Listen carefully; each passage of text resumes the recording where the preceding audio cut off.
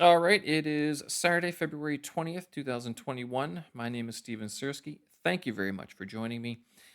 This is episode number 21 of my podcast. And today I have another guest, John Rennie. I met this guy back in 10, 11, 12 years ago already in South Korea, where we both were doing our first stints as English teachers. We've since parted ways, geographically speaking, kept in touch online. But he has gone, he stayed in Korea a little bit longer than I did, but he's also moved to other places, Thailand, Japan, England, and has continued to both teach, but also one of the things that he's been doing around the world is uh, playing in a band or being a musician. And so today, I thought it would be great to talk to him about what it is actually, what it's like to be in England right now in the current pandemic situation, but then also what it's like to be living as an expat, getting his experience since he's lived in so many other places, and then also what it's like to be a musician and to be basically an international recording artist. That's what he is. He's recorded around the world. He's played music around the world. And even though he's currently locked up or holed up in his apartment in England, uh, his time prior to that was spent in bars and clubs in both South Korea, Japan, and England, making music and performing on stage. So, with that, let's get to the conversation and hear what John has to say. 여보세요. John Rennie. 안녕하세요. Hello. 만나서 반갑습니다. Can't hear you. Uh, Let me can you let me hear me figure this now? out. Is it on my end or on your end? Am I coming through loud and clear? Yes, you are. Right. So it's maybe. My system No, it's will all right. say It's the my system. dial here, playback and input. You got it? Yeah. Okay. Can you hear me? Loud and clear. I'll probably burst out Which laughing. one's Yeah, we're in the red there. Yeah, I mean, nobody wants to hear me talking about sibilance. It's just not. It's not a great way to start. I beg to differ, sir. It's actually one of the things I do appreciate about the podcast and like the whole uncut form, in Right. that it's like you actually hear all of the behind the scenes stuff. But I've always been a fan of that, like the behind the scenes movies, like how did they do that? I've always been the one like when they post a picture of the studio, like I'll be looking at it going, "Oh, is that what was that what they use? What's that thing over there?" And then Mm. nowadays it's a lot easier to Google and find out what the like the stuff that they're using. But before it was very difficult to find out what all that It stuff is was. amazing, isn't it? Like you can just create like a TV. Like this week, I'll tell you what I've been doing. I've been talking to the camera, recording my vocal, talking to the camera, recording audio. And I've been reading from a script. And like I just watched this YouTube video and how are people always like, because I mince my words a lot. And like, how do they just keep reading and looking at the camera perfectly? And then I just saw this video on YouTube. There's a guy talking about these I can't remember the name of that. It's a teleprompter. Teleprompter. I bought one anyway. It's like it was 60 quid, and it's just amazing. Like, but I suppose like 10 years, 20 years ago, you have to go to a TV studio to have these kind of things. But now you can just buy these products on Amazon and create. Yeah, I think a teleprompter here is like 130 kwai. It's $30, $25 Right. Canadian. So Kwai. that's what What's a $2, kwai? two quid. Oh, Kwai is renminbi by another name. right. Kwai. So The they kwai have a in dual. Thailand, kwai means buffalo. Do you know that? And it's an insult. All the when I taught in Thailand, Okay. all the kids used to shout at each other, "Kwai, kwai." I knew that rung a bell. That word. Kwai, like Kuii. I don't know AI. how it's spelled. It's just No. how they say it. Yeah. So cost you 5 buffaloes for that. 5 buffaloes. 3 Was that an buffaloes. actual cost? You actually had No, to you said it was how pay much? that amount? 30 buffaloes then, 30 kwai. 130 kwai, so that's about $25 Canadian. Yeah. What are you drinking then? Carlsberg? No, this is Asahi. Oh, right. You've gone up. You took my insult on It Facebook and then No, upgraded. this is definitely a step up. I didn't realize that Carlsberg was that shit. Right. And that's the light one. So because I bought two, I bought the green can and the white can. And the green can is 3.2% and the white can is 4%. And that is a terrible beer. That is horrible. Like I can't Yeah. get. That's why I they bought it use because I was like, hedging, isn't it? oh, Further. Probably the oh best beer in the no. world, but it's not. Is that what they say? Yeah, that's Probably. the line, isn't it? Carlsberg, probably the best. And then they have these series of adverts. It's probably the best nightclub in the world, probably the best car in the world, and it's that's their advertising thing. Um Well, I just they're well I wrong. just I was thinking about our chat today, and I looked at the date, and do you know that it is exactly 12 years ago that we started EPIK? 19th, well, yesterday, I landed in Korea, 19th of February 2009. Well, I planned that. I mean, that was exactly what I had in mind. That's why we're doing it in it for the One 12-year anniversary. So 100%. That was going through my mind. I was like, well, who else can I talk to but the one and only John Rennie? and you know what? Like, to celebrate the anniversary, I dug out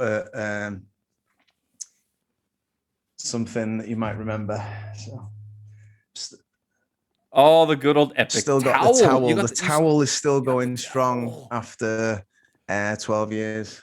English program in Korea, 2009. Yeah. Jeez, It's it's a collector's currently item. wrapped around the pipe on my boiler that keeps dripping. So, yeah. But it's still going strong. It's still alive. It hasn't been burnt or That anything.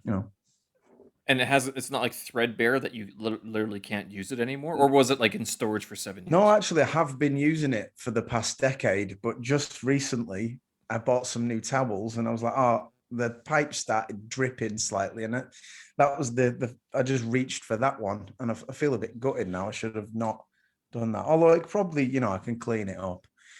But that You was probably could. And then yeah, you pretty epic that time, wasn't it? it was the beginning of an era, wasn't it? Absolutely. I still have the nail things, the clippers. I still use them. The That is nail like the clippers, only I thing from South. don't The even nail remember clippers. You remember that those. little manicure box they gave us? Right. Oh, wow. And they are the best ones I've ever had. I've never been able to find another pair of nail clippers like them, because some of them are too big or too small. But these ones, like I have two of them, and I still have the box, and like pieces have gone missing, so it's not a whole collection. But of the things I have, I'm still using them, and I hold on to those for dear life because they are just Do that you good. So remember yeah, waking up at 7:30? It wasn't 7:30. It seemed quite early. I think probably because I was jet lagged, and they used to have that broadcast. It was and almost like we're hungover. in North Korea. It was like, epic teachers, wake up. What was the? I no, I don't remember the broadcast. Usually, because I was kind of drinking too much in Well, that situation.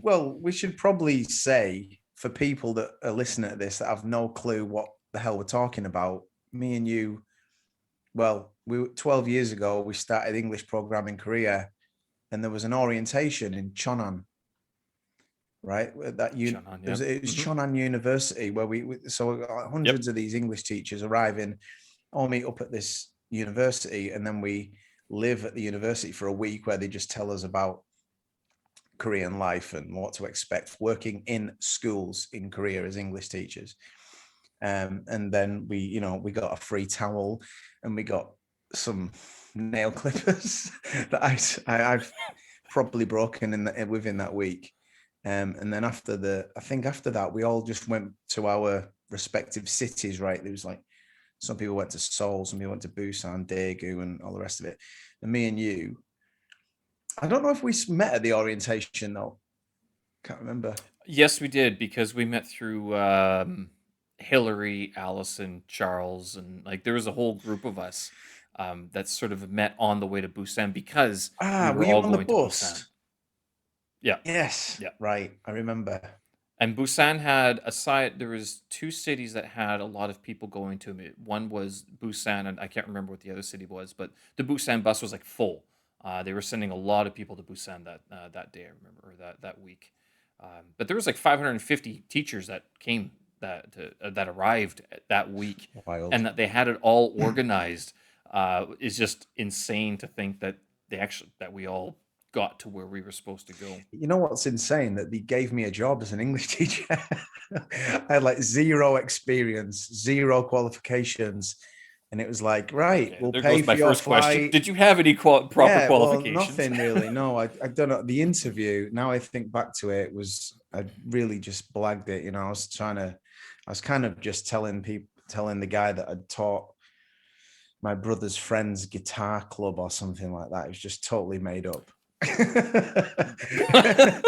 And And but that's how you pass an ESL interview. yeah, but I mean that's what it was like at the time, wasn't it? Like that, there's certain countries that open up to the EFL industry. I that's kind of my observation. Like some countries, like I think Japan at that time had already had a lot of English teachers going in and out, and Korea didn't have many, and they were trying to get Yeah. more English native English speakers into the country.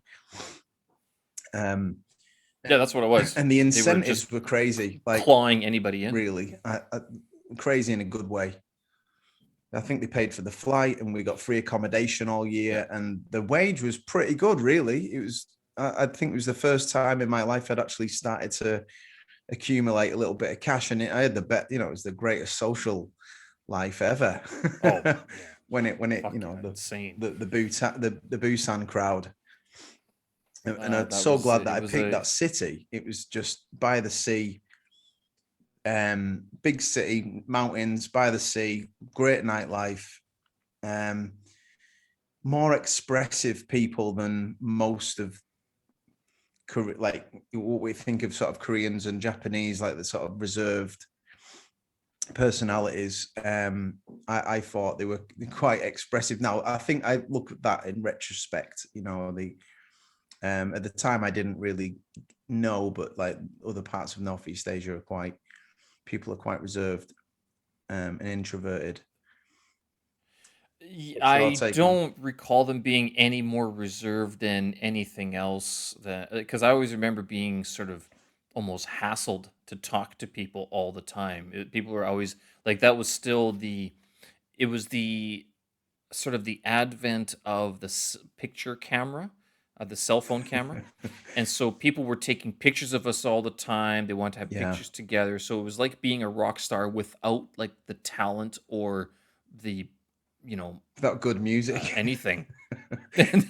Like any of the actual lead up to being a rock star, it was just like, Yeah. oh, well, you're a foreigner. It wasn't just like the white people. It was like anybody who was a foreigner was like, oh, white, black, you're purple, doesn't matter. Take a picture with me, and we're best friends. And you're Yeah. going, I don't know I if mean we that are. like I think now what I mean by that, because obviously I've lived in the last Japan for the last 4 years, and that never happens. Nobody bothers you. Not Like anymore, does it? no, it's just I mean Tokyo, like not even in small towns. People just like they kind of like you stand out like a sore thumb, but you're completely anonymous at the same time. It's quite weird. But in Korea, yeah, I But remember, especially going on trips to small places, the kids would always oh, point and all say, the "Where time. Gugida, where Gugida," like foreigner, foreigner. And then they'd come over and practice their English conversation with you. I think the only place it happens in Japan is that have experienced it was in Hiroshima, actually. Like when we went to the Peace Park, they seem to bring a lot of school children to the Peace Park there, and they go around. And I think it's maybe because they're forced into it, because they all have sheets of paper with questions. Oh, And it's basically like they've been told by the school teacher, you need to speak to some foreigners and ask them these questions. It's like, all right, okay. Why did you come to Hiroshima? yeah. Blah, blah, blah. And you get that kind of that. But in Japan, yeah, you don't really get that. But in Korea, yeah, I think they were just like they hadn't seen foreigners for a long time. I've noticed that even here in China, that it's sort of gone down in terms of like that specialness, that standoutishness of being a foreigner. People don't take as many pictures. I mean, I maybe because I walk around a little bit more, like not noticing people, and my Chinese is a lot better than it was when I first came here, so I don't stand out as much. Um, and I haven't traveled to like the really small cities recently, so maybe that's one of the reasons. But in Korea, it was just all the time you were getting hassled. It was annoying to be hassled that way.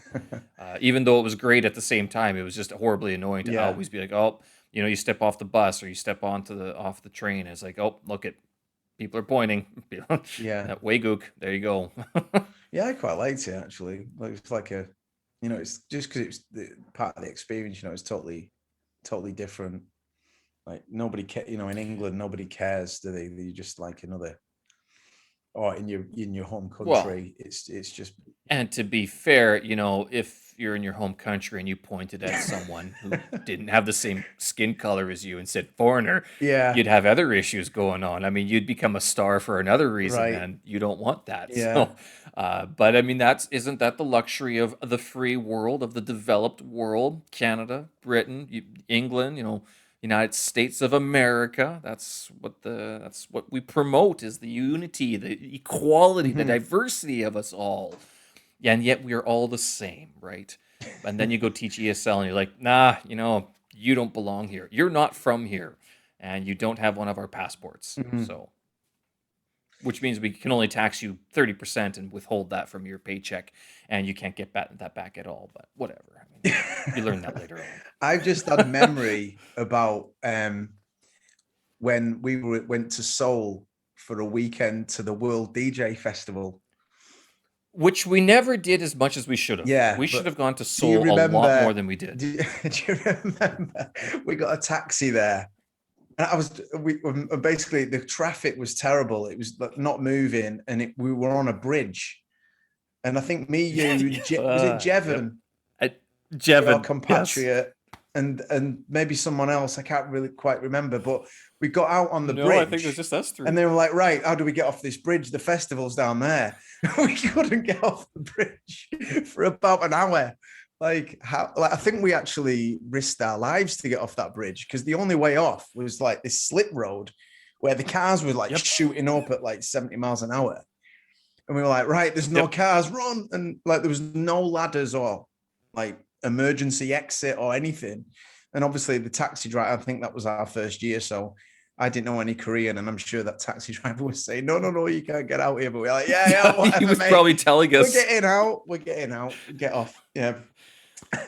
we know what we're doing. We're experienced world travelers. No, we're not. 2 weeks out of the country, and Yeah. we're into the country, and I we're think like that jumping that out of kind of taxis as if we know what we're doing. where you just abandon your kind of senses and danger Yeah. and just go, right, let's get out. Like, if I was back home, I just wouldn't get out. I'd be thinking about the police and what will people think. But when you're in that foreign country, I mean, without doing anything too crazy, like you can just kind of go, right, let's just get out here. And you think we're in this little gang and we'll figure it out. And I don't know, I love that. Yeah, and see, I've had conversations with other expats who've sort of, it's called like the foreigner privilege, basically. But Right. that's a two-edged sword, because with that, like, although as a group we can get out of that taxi, there's two things that are going on there. One is the language barrier, that it's like the taxi cab is like, don't get out. The cops are either going to get you or get me. But he can't say that because there's the language barrier. Number two, there is just the wanton complete ignorance of the situation, which is, gets a lot of people through. It's like when you are young and drunk and stupid and traveling, God or the universe seems to protect those people and gives them a little bit of time to figure things out. And it's like, here, yeah, you did some stupid things and you could have died. Not gonna lie, you absolutely could have died, but you didn't. You're lucky. Don't do that again. Yeah, now we can die going to the shops apparently and picking up the wrong item or sneezing And on. getting Yeah, coronavirus, so yeah, that's and what I yeah, mean. all So, that. like, but So that the blissful taxi cab is not ignorance such a that big you're deal. talking about, yeah, kind of now looking back, I think, wow, that was fun. That was fun. Well, in terms of blissful ignorance with coronavirus, I mean, if you were sick prior to March of 2020 and you didn't go get tested, I mean, anywhere in the West, like Canada, if you're sick, even like a flu, people are like, okay, go to bed, drink a lot of water, orange juice, vitamin C. That don't go anywhere. Just stay at home, rest. That's what you do. It wouldn't be like, oh, here I'm going to swab your nasal passage or your anal passage, which is what they're doing now in China. If you come from Really? Have you overseas, have you oh, have you yeah, been they're done? doing anal swabs apparently. And so, I mean, if you were sick before March 2020, it just came across as that you were sick. It's a flu, it's a seasonal flu, whatever. But then as soon as it became like the virus, the pandemic, and everything shut down, it was like, oh well, you sneeze. If you're sweeping and you sneeze, it's like There coronavirus. was a You're lot. all gonna kill us. You're gonna There die. was a lot of fear in that early stage, I remember, because I was in Japan at the time, and we started to hearing about this virus in China. And I remember talking to my dad about it, and Again. he was asking me like, "Oh," and he was totally oblivious to it. And I was like, "Oh, do you know there's this virus?" And the Diamond Princess bought the ferry was docked at Yokohama, and a Yeah. lot of people had it on there. And then, like, I think I was telling my dad about that, and he was like, "This was maybe February," and he was like, "Oh no, no clue." So he's in England, totally blissfully ignorant. um, but I remember going on Twitter and like watching videos of like some woman just collapse into a pile of fruit in a grocery store. And then there was a guy lying on the street, and there's people, these guys in these hazmat suits walking past.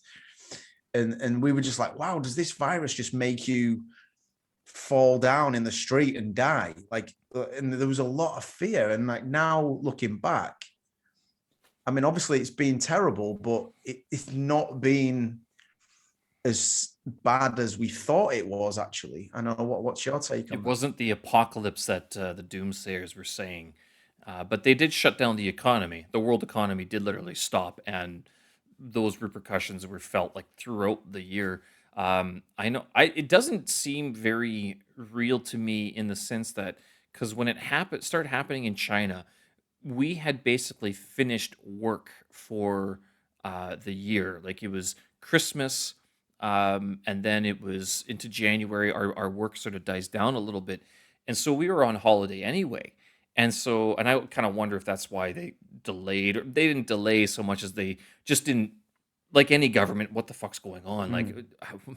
is this actually that serious, or is it again just seasonal flu? Um, and so when they started shutting everything down, it was like mid-January, and then they said Spring Festival, like the holiday season is going to be extended. That was when it was like, okay, no problem. I'm okay with staying at home for a little bit. But I remember the people who had been here for SARS in 2002, 2003, they're like, this is getting shut down. This is going to be a 6 month shutdown at least. And I was like, okay, then that's when I pull out my little notebook going, how much money do I have saved? Because this is Right. not a good situation. Did you Rent ever what didn't consider stop being leaving? charged. I had nowhere to go. That's the thing with me is like the Sorry. Canadian government officially Right. said it's like get out of Beijing, get out of China. They flew people out. Like same with Britain, England. They said get out. You have to leave China. You're gonna die. And Yeah. but then there's people like me who are sitting going, well, I have an aged mother living alone in her house. I shouldn't say she's living alone, but I mean she's mostly on her own. She has people coming in and checking on her and stuff like that. And she's still mobile, but she's in that target age group of people Right. dying from the virus. That I'm going. I have nowhere else to live in Canada other than my mom's house, Mm. and I'm not paying for a hotel in Canada. I don't have that kind of cash. I'm not that rich yet. Hmm. So it was like, no, and my contract that this apartment was paid for a few months already. I'm like, I got nowhere else to go. And you know what? The foreigner pubs are still open. I've got a freezer full of steaks. No, I don't need to leave China just yet.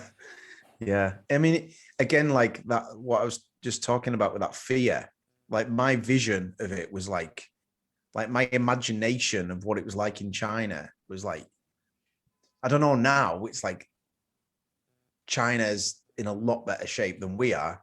I just imagine like going to the shop and like really just fearing being near anybody, touching anybody, and a lot of maybe even little fights in the street. You know, like that's my imagination. That's maybe from too many Hollywood movies about outbreaks and stuff. And now, like as you just described it there, Yeah. you're just there, like, you know, like my town was at one point, my town had a lot of cases, but even still, it didn't even feel like it was that bad. Like because I was just staying in and things are all right. Got some beer in the fridge, some steaks in the fridge, whatever. You know, it's like, Yeah. you know, I'm doing my thing. So yeah, I just think like my imagination at the beginning and a lot of people, it was quite extreme at one point, and but now, yeah, I it's guess I this is this is the thing that living in China was like, no one really freaked out, but then again, I'm in Beijing and I'm in a sort of a foreigner, not a foreigner, it's a foreigner friendly area. So there's a lot of foreigners around here. So it did empty out in that situation that, there were fewer foreigners around. Um, but it was like there's no one was any more put off by me or anything. right. It was more me looking at other groups of Chinese people going, you shouldn't be that close if we have a pandemic going on, Yeah, you know. But then at the same time, I'm the one pressing the elevator buttons with my fingers while they're like using their keys and things like that. So I'm going, yeah, I think it's more about, this guy's smoking still, this guy, doesn't look as if he has gone for a run this 10 decades or whatever. But I mean, if you keep in good health and you're eating, not crappy food, you should be able to weather it. But then again, I say that from the luxury of being a youngish man in mhm. good health. Now, if I was in one of the risk categories, I might be speaking very differently. But Yeah, like, yeah, no perspectives. one was fighting. Yeah, it was no one was fighting the in terms of life. It just kept on going on, but it was I never got the sense that I was unwelcome here. Um, Right. uh, because I was a foreigner. Although the news media did make it sound like that several times. Foreign cases. Ooh, foreigners are bringing in Mhm. coronavirus. And then you check the nationality of the foreigners, and it's repatriating Chinese from overseas. Okay, I maybe you should publish that part. yeah, I do remember being on the Tokyo subway and overhearing some Chinese tourists talking. And I'll say now, like I did have that, and you know, it was in the early stages. I did have that feeling that, oh God, they're Chinese. Better move over there. You know, like it's just like that natural. Now looking back, it's stupid, but like because I don't know. I don't think it's that contagious. Is it that contagious as we? It's unclear, really, isn't it? But yeah, I did have that thought at first. I guess living in a big city like Tokyo, where you're just on the subway and nobody's talking, um, Yeah, that's pretty normal. except the Chinese tourists. You know, you don't have that sense of community, so you think, well, whatever, I'll just move away from them. What's the risk? Yeah. um, Yeah, is it that contagious? That was sort of always my big question. I'm like, and they're making a big deal right now that they've recalled and locked down factories and neighborhoods that have processed products that came from overseas, New Zealand and Ukraine, and it was like powders. Like I can't remember what type of powder it was, but it was on these frozen foods or this packaged food, and they found the coronavirus on it. oh, And so I seriously? kind of wonder, go, wait a minute, why did you think of swabbing that? Like, why would you swab that? And are you mentioning what type of coronavirus it is? Because there are several types of coronavirus. Like, is this always there, or is it that strain of coronavirus is Right? being found? That's Yeah, sort that's a of good my point. my big question when I hear these things. This is my skeptical mind at work. But at the same time, I'm not going to deny that it's an issue. I'm not going to deny that people are dying. I'm not going to deny that Mm. for the health and safety of people and the world, this is something that we do have to deal with. And certainly, I think even Canada isn't doing a good enough job. But when I hear like has China done a great job? Like China has a few other things going for it that sort of enabled it to uh, to fight it a little bit. For one, they people in Beijing and China wear masks just about all the time. Not, and they hate when people say that because they're like, oh, well, it's not part of our culture. I'm like, yeah, no, because the air is shit. Like, you will die from breathing the air instead. Right. So you wear masks already. Number two, there isn't the same. You can't tell me what to do. I'm a free person. I'm Mm. a free man. I'm a free woman. I'll say what I want. I'll do what I want. There isn't that same sort of individual sort of I said declaration of exactly the same independence. thing to when Yeah. I came back here to people, because I'd been in Japan, and like literally before it even, the masks in the shops were sold out, like when before, like I think I'd read about like one or two news articles about it, and then I went to the shop and all the masks had gone.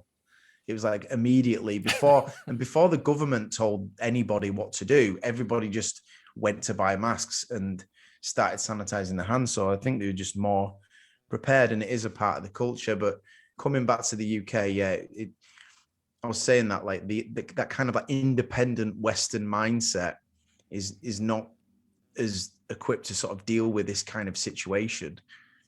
Um, Yeah, where they have to sort of band together. It's like, you know what? How about you don't stand that close? How about you don't go to the bar mm, today? Or maybe we limit how many people go to the bar today, um, in that situation. Yeah. So, did you have to leave Japan, or did you choose to leave Japan? And was it due to the virus, or was it due to, like, just your contract was up or whatever? um, Yeah, I didn't have to leave actually. I could have continued working there, and I've still got friends that have stayed there. Um, and but they don't know when they're coming back because if they leave, they don't know if they can get back in. It Yeah. just coincided with some things that were going on, like there was a death in the family, and my dad had a Oh, big okay. operation, Sorry to hear that. um, Mm. and like I had the opportunity to come back, and I had this job actually. I was coming back to work at a university in England for the summer, but that was going to take place online, so I could have stayed there and just done it from there. Yeah. Because all the students were Chinese living in China, so they were kind of like the time Better difference. time zone if you were. Yeah, Oh, yeah. I Lord. was waking up at, I was getting up pretty early to do that job. Um, so I could have stayed, but I just thought, you know what, like I need to go back and be close to family with what's going on and stuff. Just go back, and then it's better if I wouldn't want to be stuck, like say stuck, but I don't want to be in Japan for like 2-3 years, couldn't come home, like, and if things happen, like with my dad's operation, and that was, Right. he basically had a triple heart bypass, so it was pretty Holy shit. pretty pretty big up. And I thought, God, what if something happens to him and I'm away and I can't come back? I mean, that is just that, I don't even want to think about that. So it just made sense to come back. And yeah, I've been fine because I've been able to keep working from the UK Right. Okay. for a So you company kind in of had to Japan. come back. It was sort of, I mean, as much as the government didn't tell you to leave, it was there was decisions you had to, life events were happening that you had to Yeah, yeah. I mean, my return. dad's actually made a full recovery, and he's doing really well now, so Oh, it all's well. good to hear. Yeah, but another bonus is financially, it's been better for me to come back as well, because I was paying quite a lot of rent in Tokyo, and now I've been able to work online and save. And I'm sure a lot of other people are in that situation. Kind of. Though the people from China who took the advice to leave, and like our company still paid like our minimum wages, but which was good because they also got government funding for it. Mm, But it was, if once they'd left, they couldn't come back in. Kind of like what you hmm. described, being stuck in a place for 2-3 years because you never know if you're going to be able to come back. That's my situation right now with Canada. Like, I haven't been back to Yeah, Canada, but as I said before, I have nothing else to go to except to go visit. I have no place to live right. other than with my mother, who's in the target group. So yeah, it's people who left. They got stuck overseas. They just returned in January. There was an opening. There was a 30-day opening. I guess the UK and the Chinese border opened for a month in October or September. Right. And it was like the people who came back, um, the people who successfully came back had started the visa application before, but the people who still haven't come back are the ones who left it into that month and said, okay, now I'm going to start the process. And by the time they were like halfway through, it was like they shut the border again. So, Well, now, there must be so kind many of, stories of people yeah. that have been. Well, one story was when was? Let me remind me when this was. I think it was March when there was a. I'd come. I'd been in Japan since January 2020, right? Because I had Mhm. a longer contract with my company. So I was there, and then but a lot of teachers that come in to Japan from my company usually come in around March, and well, my mate came in, and then literally the next day, or maybe even 12 hours later, they shut the border. So there was like he got in, but lots of other teachers literally arrived in Japan at the airport, and then they were told, sorry, you can't come in, get back on a plane and go.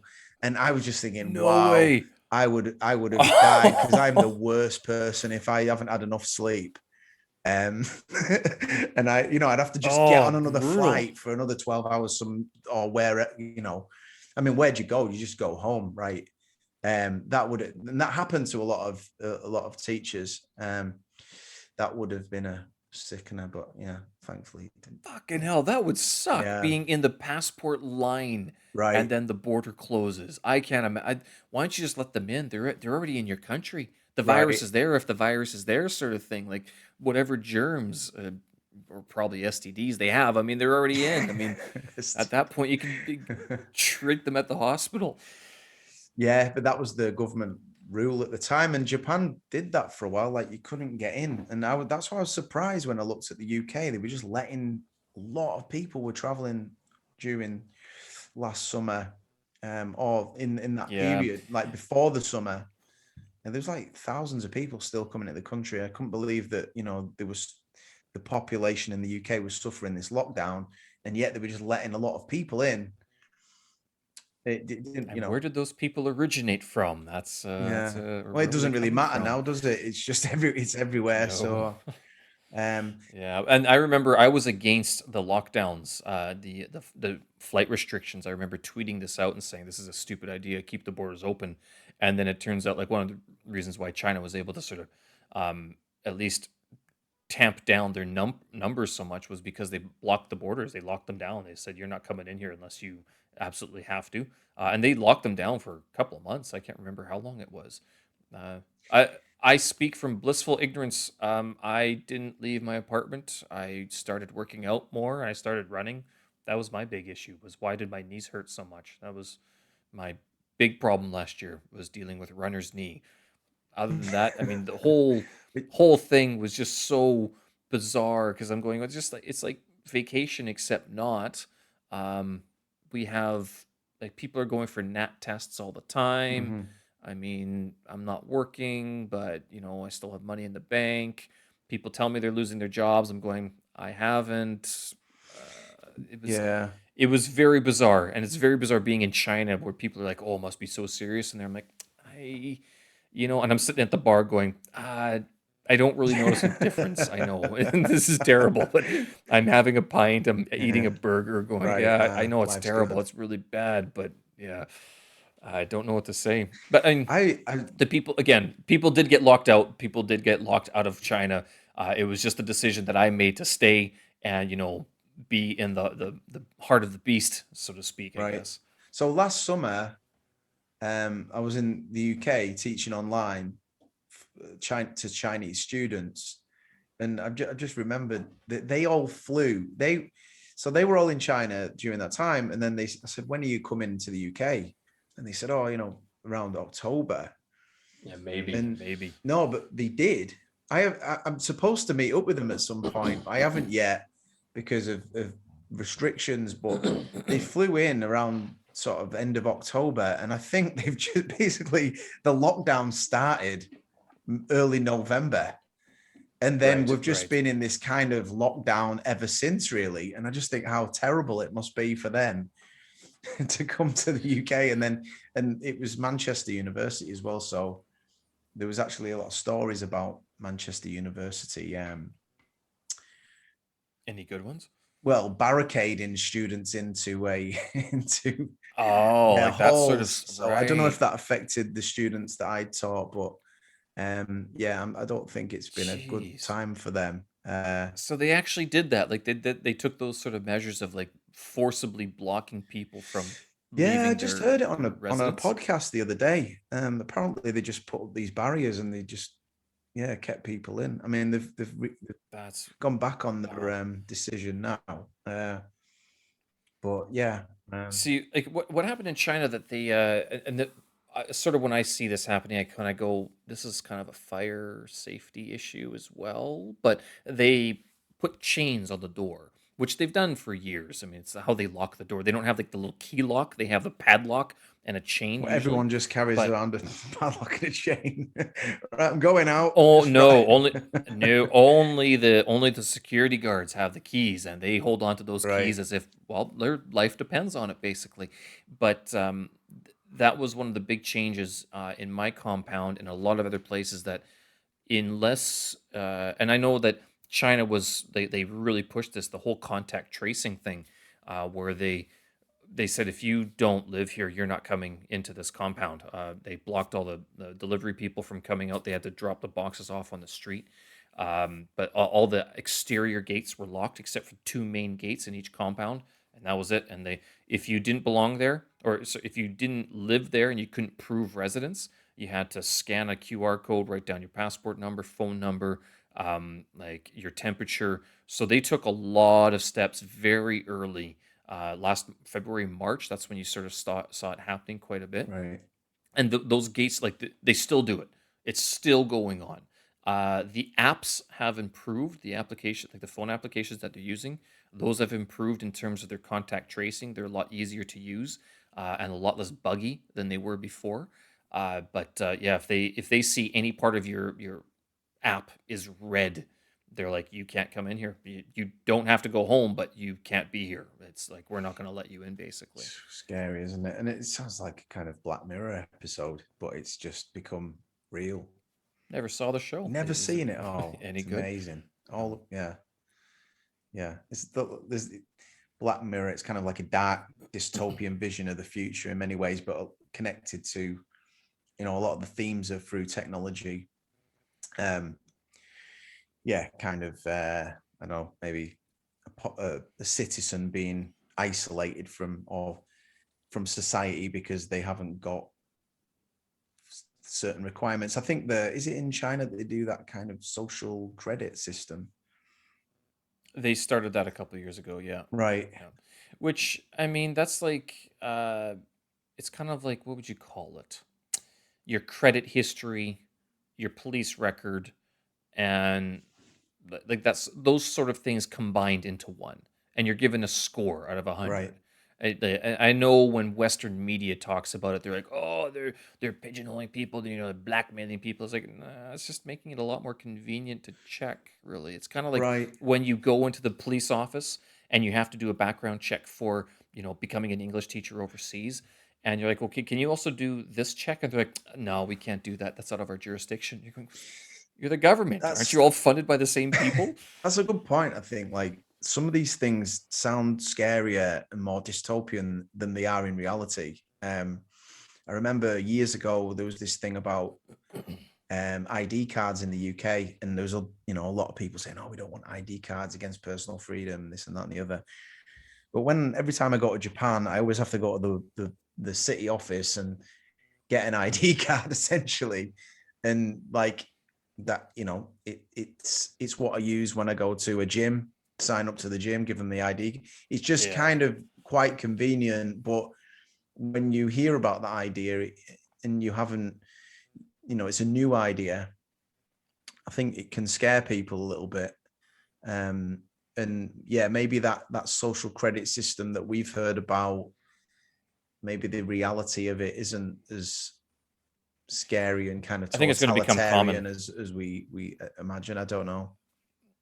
I think it's inevitable. I mean, because that social credit system, it would be sort of that means the government, whoever it is, like pick a leader, and the government or the government agency would be able to look at it and go, okay, yes, you are who you say you are because we have on file this credit history, these credit cards, these police incidences, if there are any or whatever, your passport, your birth certificate, like it's all in one location, which sounds scary, but when you lose your passport overseas or it goes through the washing machine and you show up at the embassy, they're like, "Oh, well, do you have a guarantor? Do you have this?" And you're going, Lady, I don't have a passport. I have nothing. Like, Right. I can't prove who I am, who I say I am, if you don't believe who I say I am because I don't have my passport or a driver's license with me. I mean, how do I prove this? Yeah, it's like a backup then, you think? Oh, pretty much. Mm. But I mean, in terms of like, so when you left Japan, was it was it really serious at that point, or is it more serious in where you are now? Uh, do you mean in terms of coronavirus, like COVID-19 or restrictions? Yeah, in terms of like the restrictions, the pandemic, how it's Um, is it being resolved, July. or like had you stayed in Japan would have been better, or I mean, given the Oh, well, I circumstances. know. Well, in Japan, there was a lot more freedom, um, Yeah. because they can't enforce any restrictions. Really, they don't have the power. The police, and the government, they can just strongly advise you to stay at home. Like there was kind of a lockdown where the Tokyo governor went on TV and said, we strongly advise everyone to stay at home this weekend. And like I looked out my window on Saturday morning and there's just a sea of people crossing. I was like, oh well, never mind. It kind of wasn't but there's nothing it could do. And then at the same time, I was like looking at news reports from the UK, and there's some guy meditating on the beach and three policemen were coming up to him and telling him to go home. It was, Oh you yeah, think, that's a wow, famous picture. that's is pretty, it can be quite draconian in Europe. I want to say Europe because I know England now, looking at some other countries are worse than England, um, with that. I don't know. You're kind of always in this position where you're like, oh, well, if people just follow the rules and, oh, but then the police shouldn't be telling him what to do. And like, I'm all for freedom, but I'm all for like solving problems as well. Right. And you kind Let's of fix always in this this already. middle ground. What's that? Sorry. What, let's fix this already, sort of thing, like that Yeah, idea yeah. of Like, what can we how do we just all about it? pitch in. It's not a good thing. Let's sort it out. What can we do about it? But then at the same time, I want, to just do my thing, let people do the thing. So it's a tough one.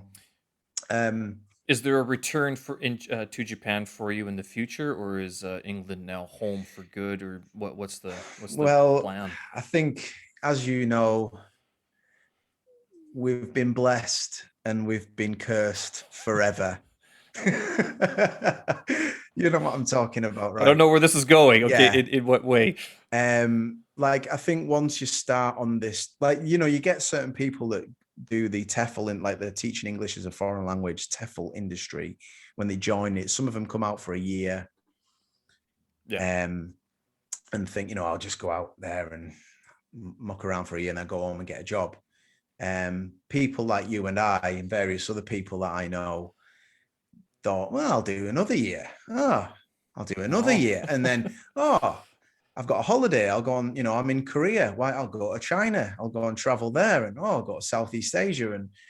And then it rolls on. It becomes this like addiction just to seeing new places. And the thought of going back and just falling into, like, I don't know, like just a normal life just seems incomprehensible, to be honest. And I've Why would I just do got that? it's a cliche, but I've got that travel bug, and I honestly feel that I'm never ever going to feel settled in one place. I'm always going to have that global mindset, and just the world is there to be explored, for better or for worse.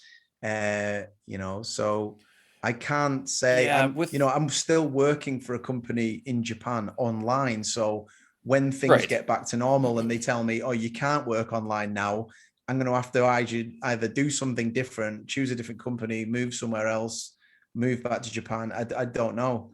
Um, Would you go back to Japan though? Like, is that yeah, oh sort of yeah, the definitely. I've goal, got or a lot of you don't friends care where there. you go, just Yeah, not I there? love Japan. It's great. I mean, it's not perfect. Nowhere's perfect, as you learn from living in these different countries. But it's just got so many amazing things going for it, and it'll always be a place that I'll go back to. Hmm. So yeah, but I don't know really what's going to happen next. I mean, who knows? But yeah, I mean the EFL industry.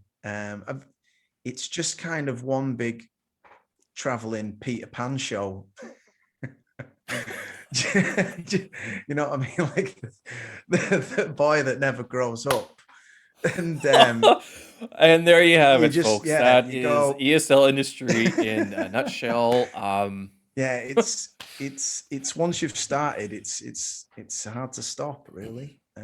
What I realized was so easy to sort of misplace or to not appreciate, and I'm not sure if people who never go through this, because I haven't really had a quote unquote real job in Canada, uh, but are people annually approached by their employer and asked, "Do you want to stay another year? Do you want to continue?" And I've noticed, like in the EFL industry, especially, it's like all of our contracts are short term, whether it's Yeah, 1 year, 6 months, or even 3 years. Every year you live year by year. Like, this might be the last time I have this beer. This might be the last time sleep in right, this bed, you know. Or now, as we all know, now I have to start the visa application process again. right. That's the worst one. That's a six It week becomes like debacle a that you're like, purpose, fuck. though, doesn't it? It's like, right, I've got to be doing my visa now, and that Yep. becomes your new thing to get your head into, and just getting all that done and getting to the country is like, it feels like a journey, like an effort, a process, and Yeah. you find, right, I've done it now, I've achieved something. Yeah, I guess like the only other equivalent would be like if you're a university professor in North America or in the West at the universities that only do semester by semester, like what do you call them? Sessionals. So they Yeah, have sessionals who come in for just one semester or whatever. That would be the same thing as being an ESL teacher. But like if you have a job at a warehouse, I mean, your boss isn't. Okay, I've worked in a warehouse before, and that job is more like this week you can work in that warehouse. Next week you're working in that warehouse. And the next week you're not hired because then that would give you the 440 hours that you would be able to claim EI. So we're not going to do that for you. So we're just going to give you the week off and then start you again next time. Because they all go through temp agencies now, as I learned from right. personal experience. But yeah, I mean, most people don't experience that if they've never gone overseas to teach, especially as an ESL teacher. I don't know about people who are like managers or who have, sort of what we'd call real jobs in the sense that they work for a company, they have a whole headquarters either in this country or in another country, and they have someone else to report to. I mean, kind of like an extended vacation, but with work. ESL, it's like you're sort of transplanting yourself, and if you do make that decision, and all it is, your employer shows up one day and says, "Hi, do you want to stay for next year?" And you're like, "Yes, no." If you say no, they're like, "Fuck, now we got to find someone else." Mhm. And if you say yes, they're like, "Good, let's visa work, yay!" You know, continue on. Yeah, and it's funny you mention about those sessionals because the company I've been working for in Japan, their whole business is based on bringing teachers into the country for 10 weeks to work in a Yeah, university for 10 weeks, and for the past 4 years or so, I've been working them for about nearly over 4 years, and for the first 2 years of that, I just did those. I was literally working 3 months, and they used to fly me into Japan. I worked for 3 months and then fly me out. And it was great at that time because there was a lot of traveling in between I wanted to do. And I'd saved up a little bit of money from working a job in the UK. And I just thought, right, I want to go to South America with my brother in this period. Then I'll go back to Japan, and then and then I went to India for 2 months, and it was just perfect. But then eventually Jeez. it became like too, like I was like, all right, I need to. So I stayed there longer in the second 2 years because I got offered longer contracts, and I didn't have enough money to basically keep just parading around the world. Isn't that what sort of makes someone settle down? It's like, I don't have money to move Yeah, anymore. yeah. Um, So you did 10-week basically it was semesters. I know the company you're talking about because I also interviewed with them. yeah, But I went to China instead. Just circumstances sort of pushed me in that direction, basically. But yeah, I noticed that with here in China, it's I think one of the reasons why that company didn't hire me was because I was sort of talking as if I was much more settled. Like I wasn't into that sort of 10-week allocation. I was much more like home base. I'll stay here. You send me wherever you need to within the country, but like I wasn't going to be jumping over all yeah, oceans every 10 weeks. yeah. You've got to kind of follow their way of doing things. You've got to, yeah. I mean, I don't want to name the company and that because I like I don't need Yeah, to no, I lose mean my job.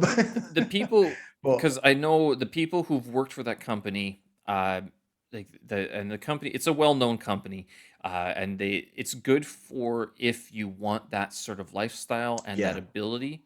And I understand from the business point of view that it serves a couple of purposes. Number one, if they're in the EFL industry, a lot of us are a bunch of slaggards who are like, is he going to show up today or not, right? So a company doesn't want to hire you on for for a year and then find out you're a complete douche. After 10 weeks, they're like, okay, you didn't work, no problem. We got another crop coming in. That from a ESL industry perspective, it works. In terms of a personal, stability perspective, it's kind of like, well, that's not the type of job I would want. yeah. That's not the stability I would want. So you would have to use that job to sort of springboard into something else Exactly. if And that's what you want to do. like before that, so like in Korea, obviously did the working in the elementary school for the program, and it was like year contracts, right? And I was there for about 2.5 years.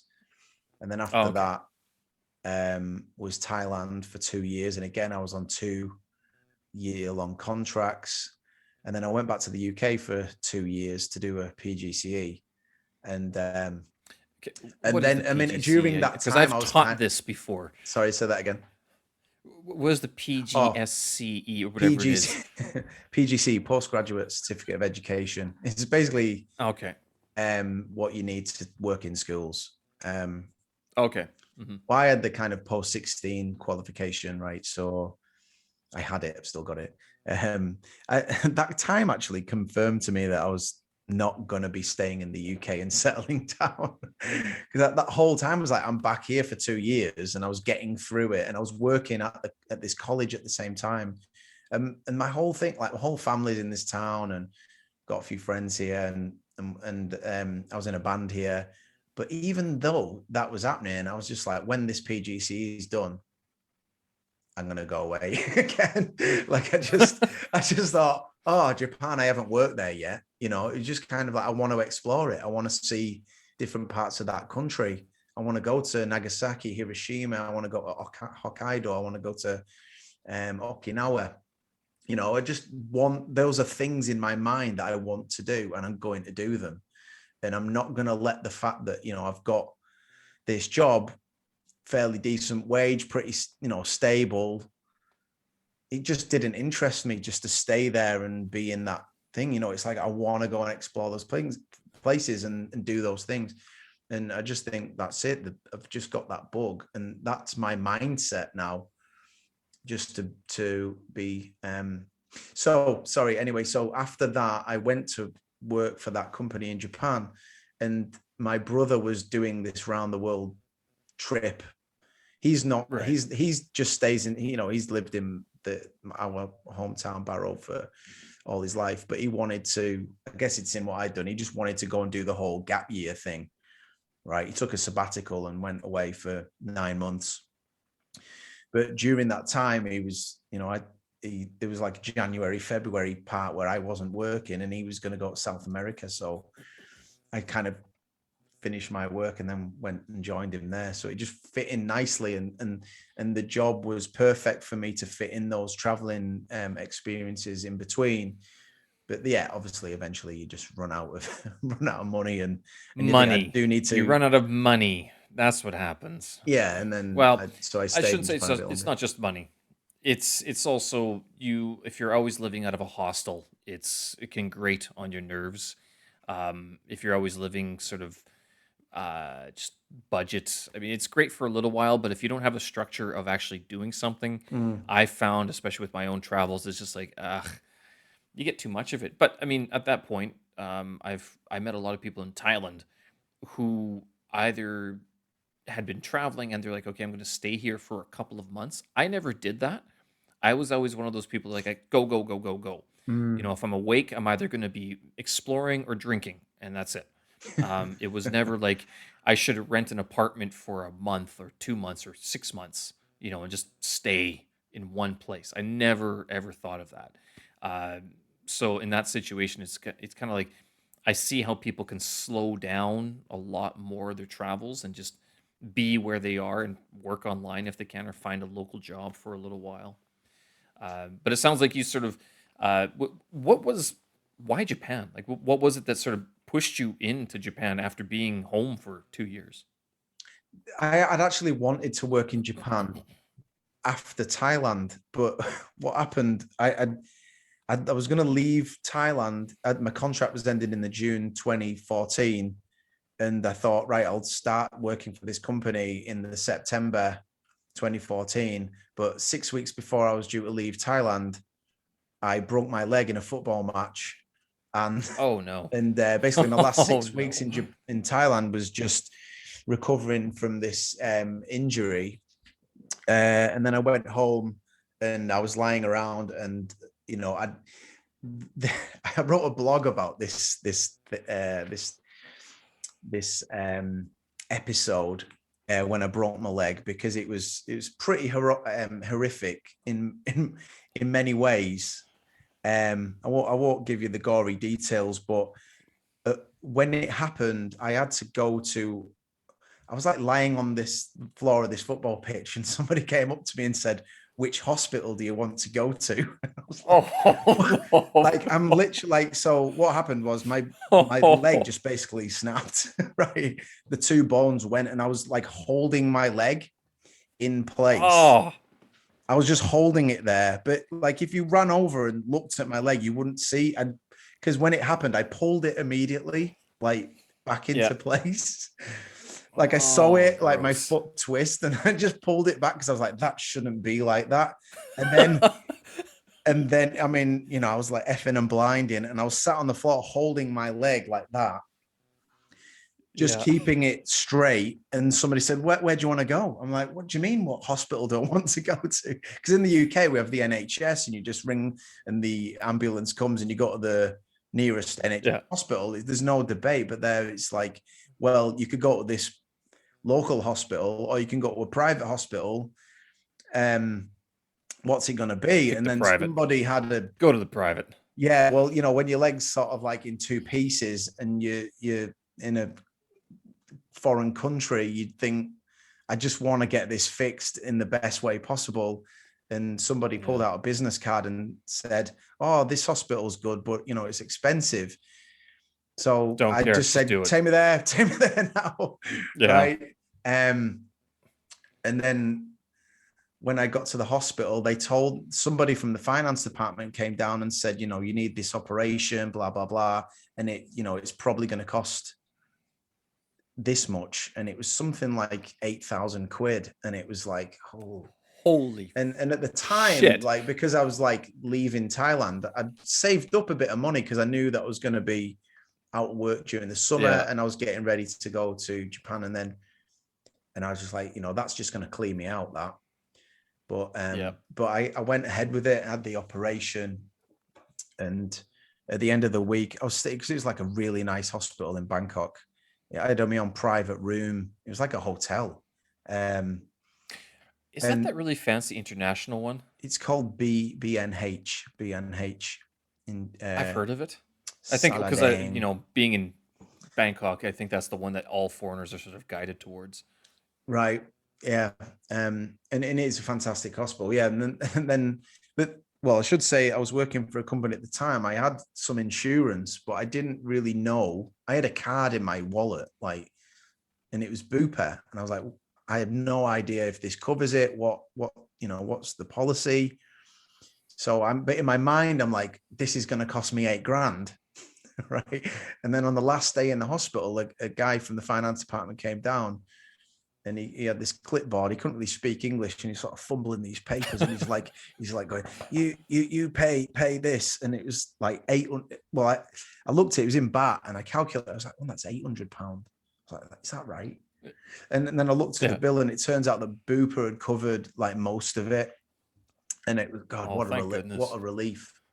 But yeah, so I managed to preserve some of my savings, but then I got back to the UK, and my dad was just like, you need to get some more money behind you and get, some more qualifications, and there's a job at the college coming up, and you can do your PGCE and get more qualified. Why don't you go for it? And I had no real plan to be there to do that. But, I was like, my leg was recovering, but I wasn't going anywhere. I wasn't going to Japan in September or whatever. So I just applied for the job at the college in my hometown and then got it. Because I didn't really think I was qualified enough to get that job either. So I thought that was great.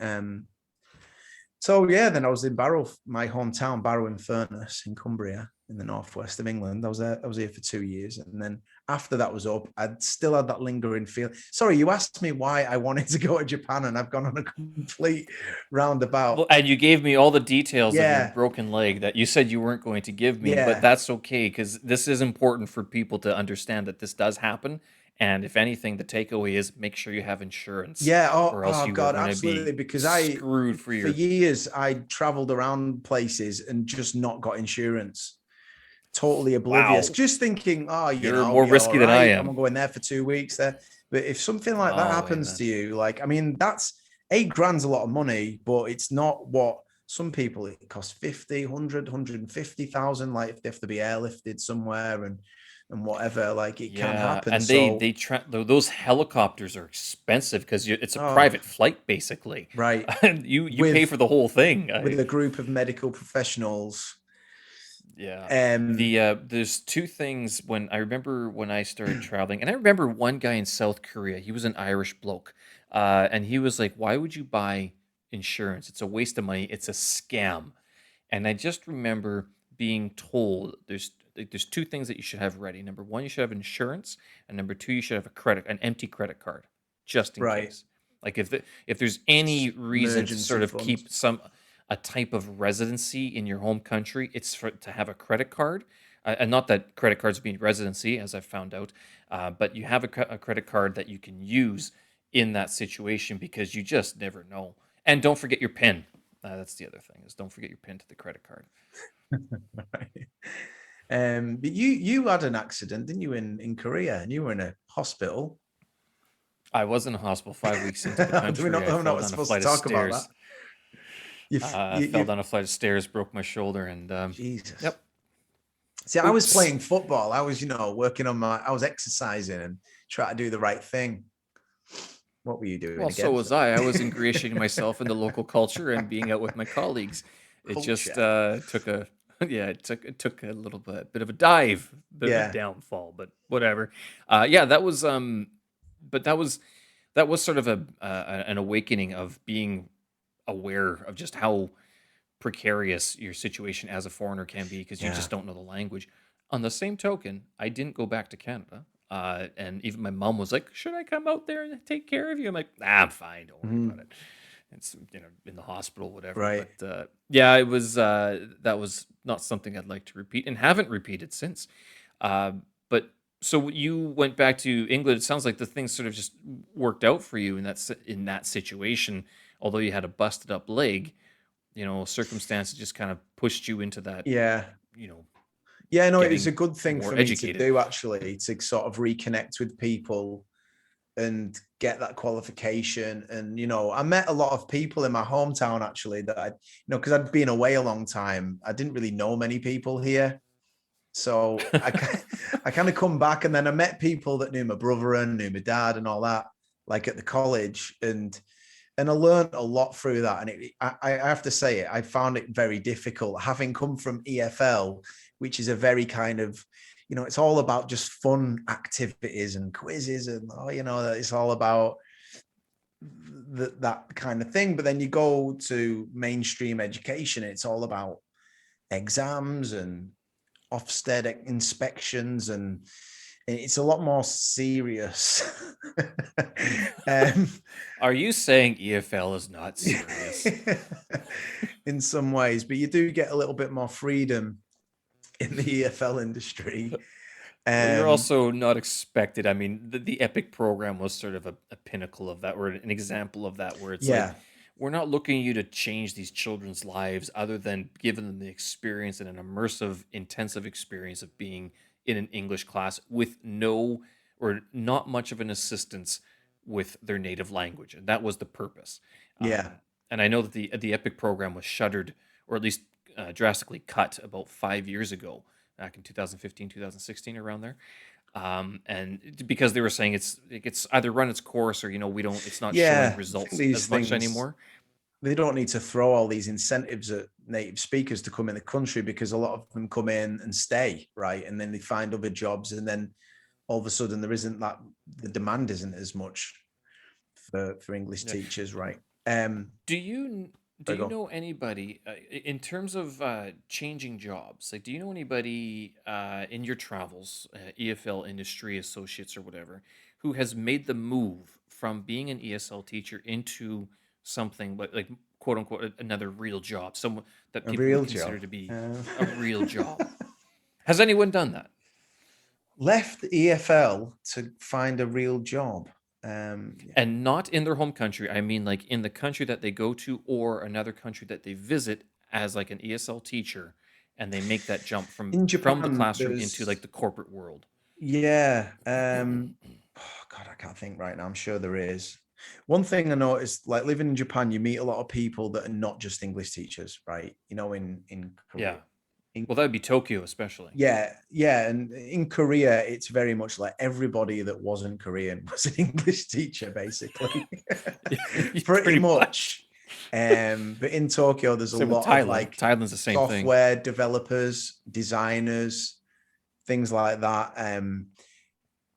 In that kind of software industry. I remember having a conversation with somebody who said, "Oh yeah, I used to teach English here, but now I work for a software development company."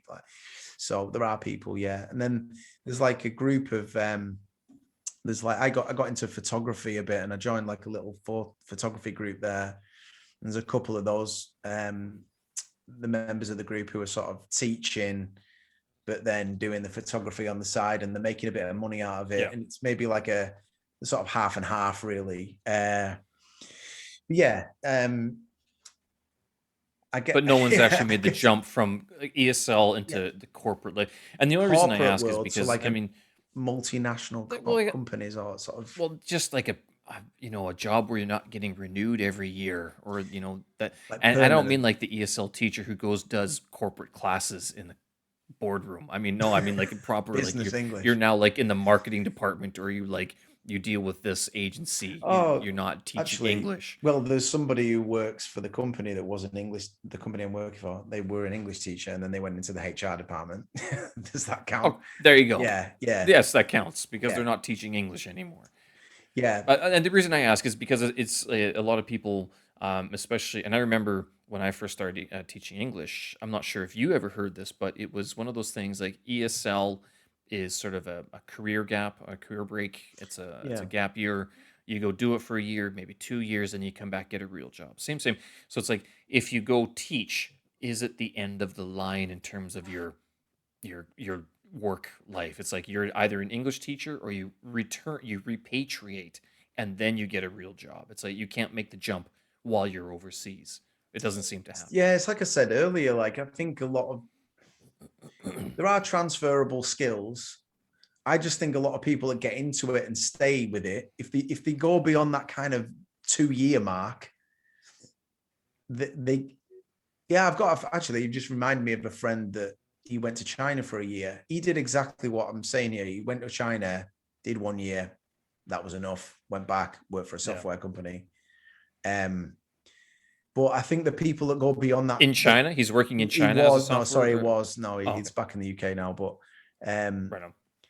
yeah, people that go beyond that kind of 2 year mark where it stops being like I'm just taking a year or two out, tend Yeah. to, from my experience, tend to kind of stick with it or go back into mainstream teaching back home.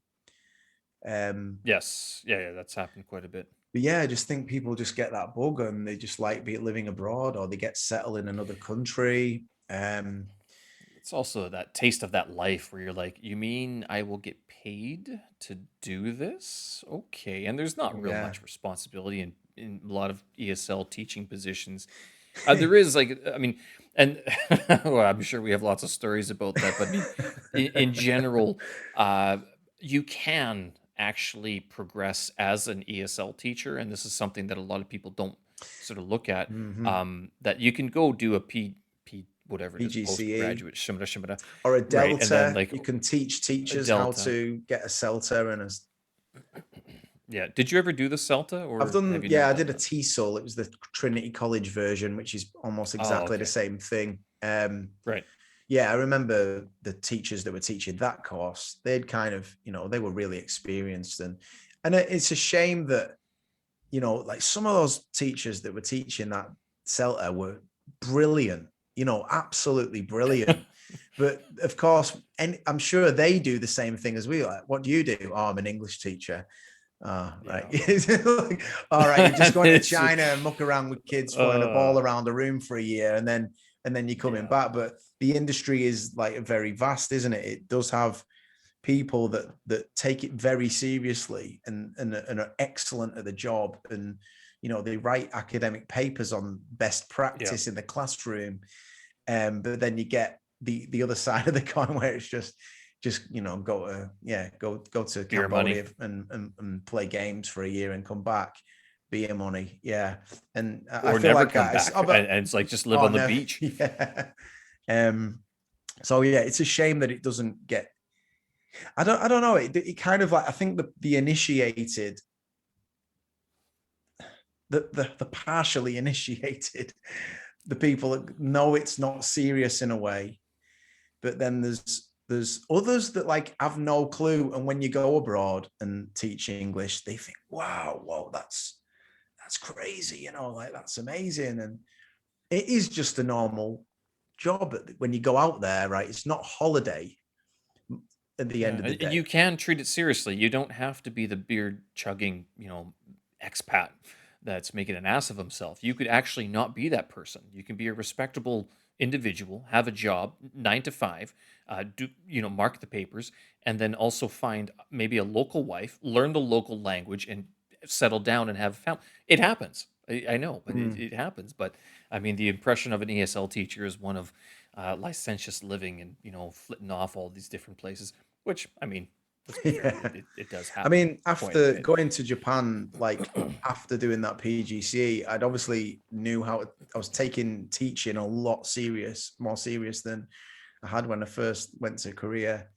And you just naturally apply those skills and that experience to what you're doing. And I ended up teaching academic English in Japan, and All right, on.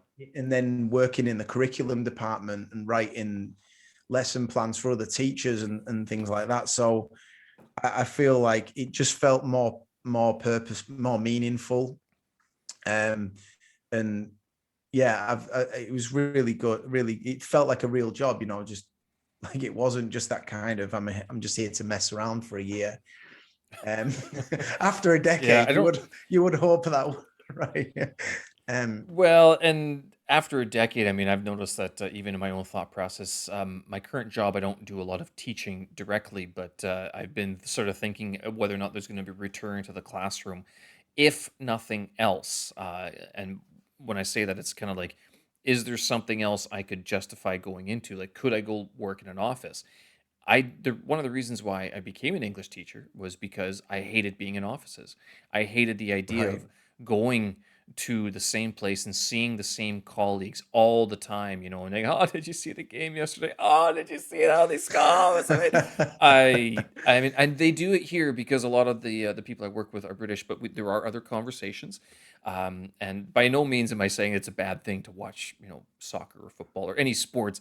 It just wasn't something I was going to do, and I certainly wasn't going to do that in my hometown. It's like I could do other things with my time as well. And so the Yeah. travel, being an English teacher, sort of enabled me to do a lot of that stuff as well.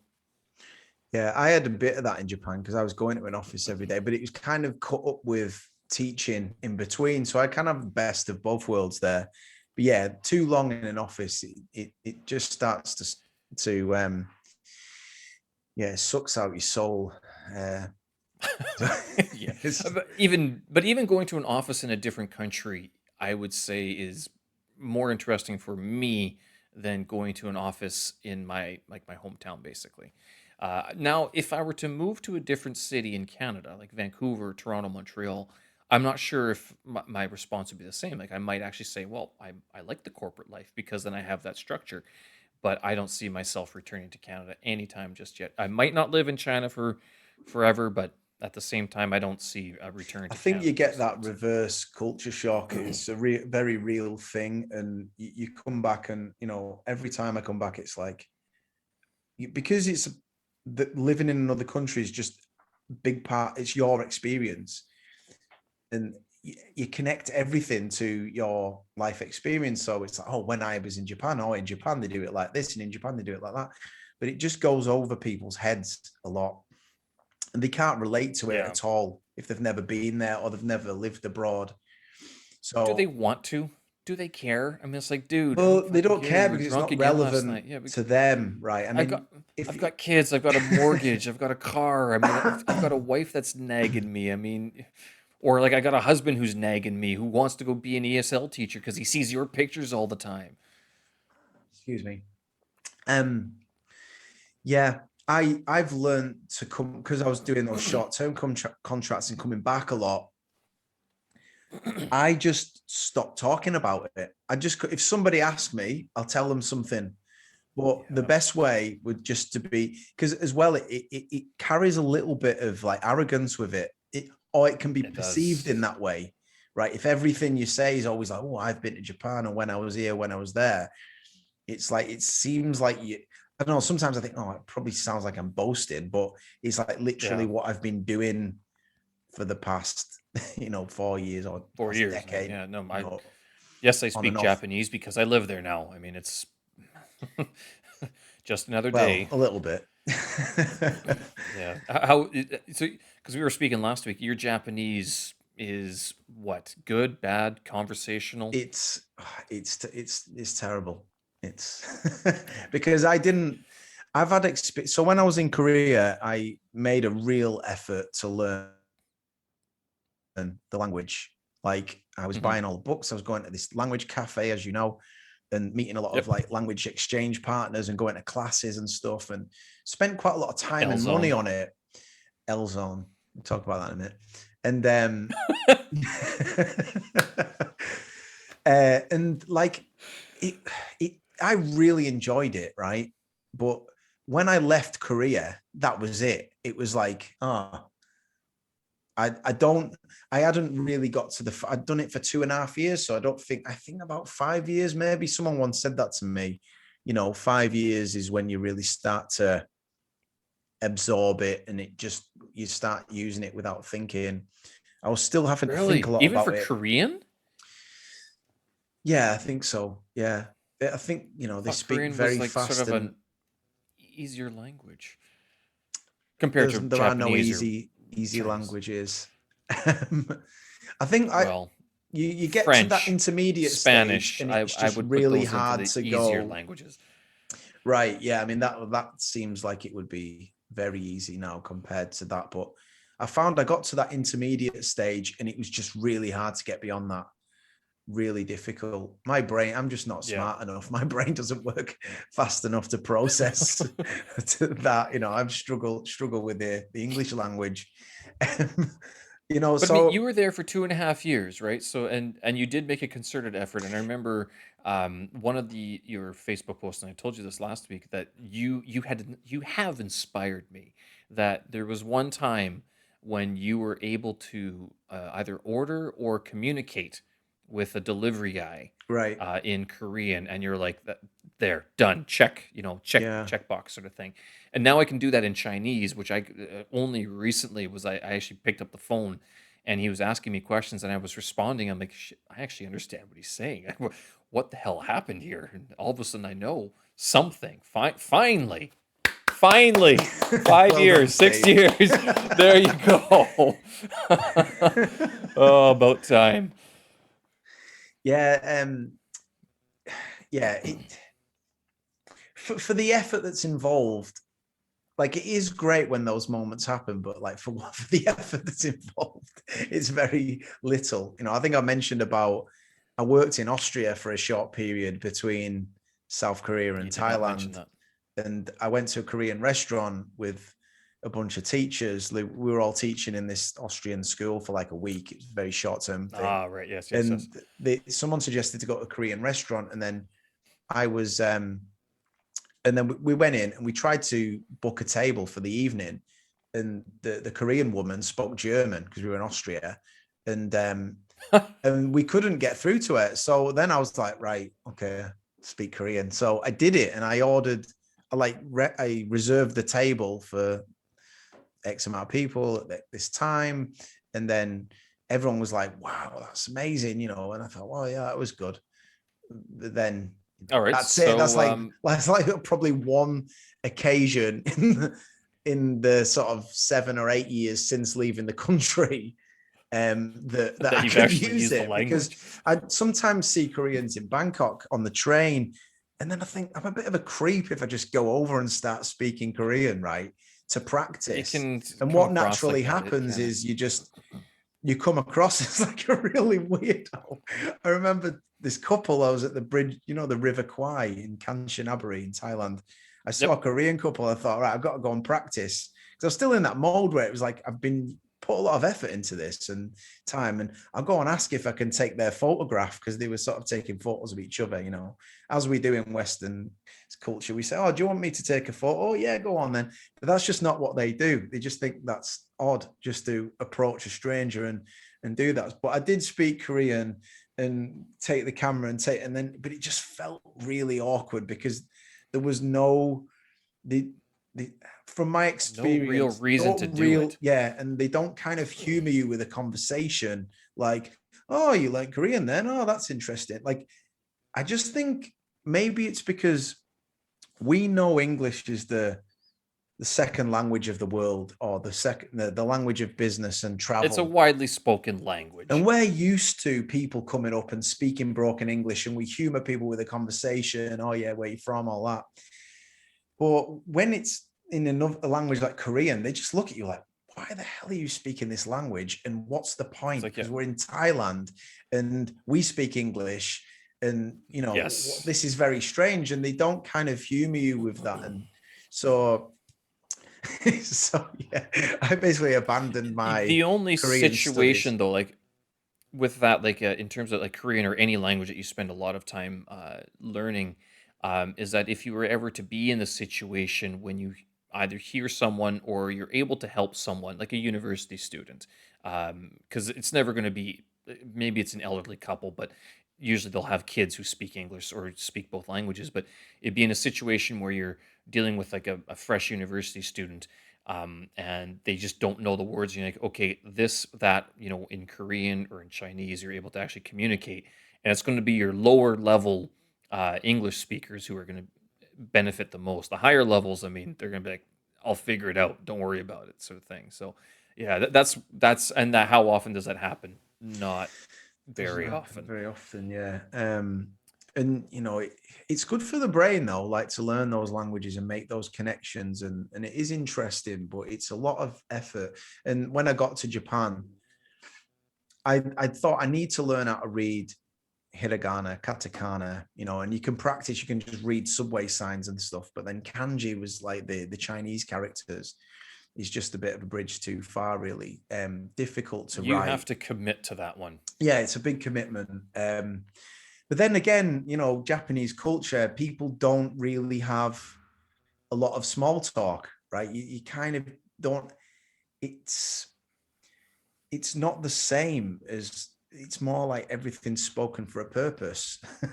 And you know, you So can't. what do they You go speak into about? a convenience store, and the people can be quite robotic, right? The staff, right? If you try to say, "Oh, right, how long have you been working here then?" Right? Like in Japanese, they just look at you like, right, just move away. I'm busy. I'm working Right. now. It's just, I Why don't do know. you want to know? Yeah, yeah. So all those like little interactions that help you practice a language. But you know, I didn't make any enough effort really, and that's the truth of it. I mean, I know a lot of people in Japan that have learned the language and they're fluent. Um, but for Is that me, because you were just tired of learning languages? I mean, you'd been in Thailand, you've been in South yeah, I Korea. think I'd learn. Don't get me wrong, I know a bit of Japanese, right? But I've Yeah. learned just what I needed, right? I thought I'm not going to start going crazy like I did in Korea, just like dedicating all my time into it because I know that eventually I won't stay here forever. And, Right. you know, I've got other things that I want to do. So I just learned what I needed, really, which is not a lot because, you know, you go into, you know, like restaurants, they've just kind of solved these problems. You go in and you just order your food on a screen, you know, like with a tablet, and then it spits out a ticket. And then you give the ticket Yeah. to somebody and no words are exchanged. He takes the ticket away and brings your food back a minute later. And then there's no conversation. Like even those interactions are pretty limited, I found.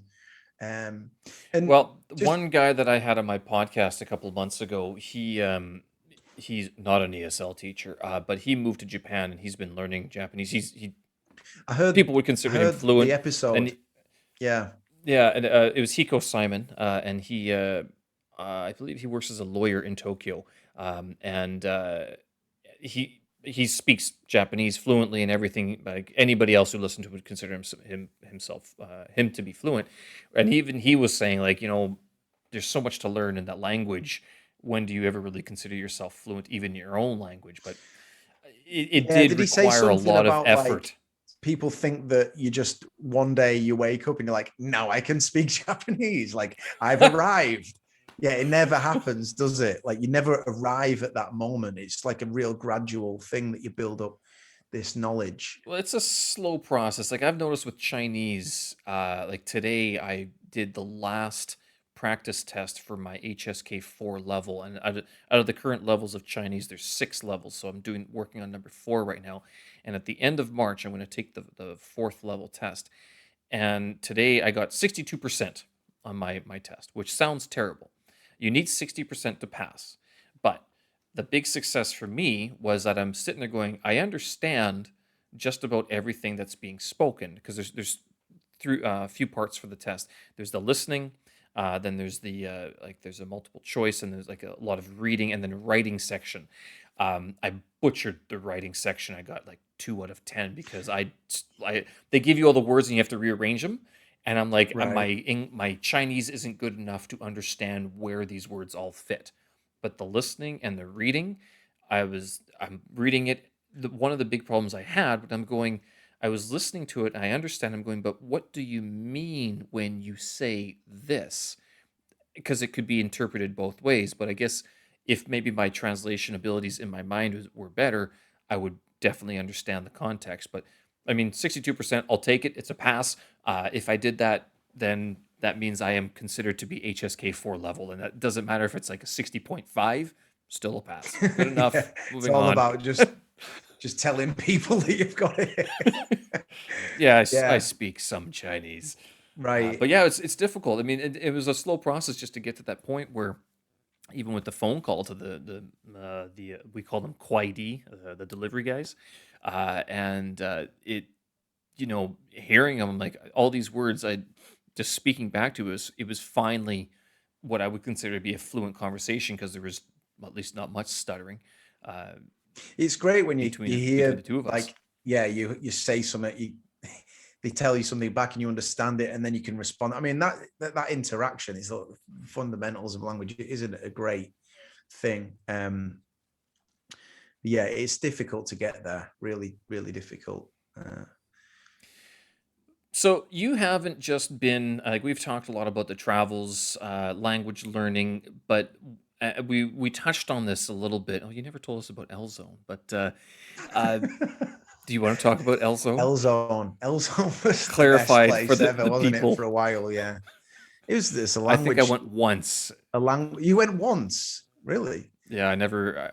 It was too far because I was in Guizhong, and L Oh, Zone right. was up Okay. in Gyeongsang, Gyeongsang. Gyeongsang that. Yeah, so it was too far. It That's was like a about Korean with a 45-minute trip Japanese for me. I accent was then. like, nah, I'm not doing this. Yeah, yeah. I remember being with. You remember Mason and Alex? I think it was Yeah. American guys. I think it was Mason that was telling me. He was like, "Oh, it's this place L Zone. We went in last week. It was great. Come along." And then walking up to it, and there's just this guy with this big red long velvet coat stood outside, just like grabbing like these really hot women and pulling them in the door. And then he's like, guys, he's like, yeah, welcome to L Zone. It's what's he called? Andy from L Zone. What a legend. He spoke 5 languages fluently. He was a super smart guy, but real bit of a showman.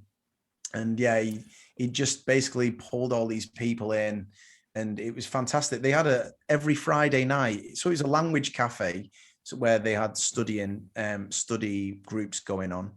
But then on Friday there was this international party where it was like, I can't remember how much one it was. It was £5 all you can drink. It was just Yeah. ridiculous. And he got some of the most beautiful Korean women to come in, and a lot of sort of Western, a lot of English teachers, right? And yeah, He knew his clientele. yeah. So then it became a bit of an addiction for a while to go there. So we were going there to learn language and culture.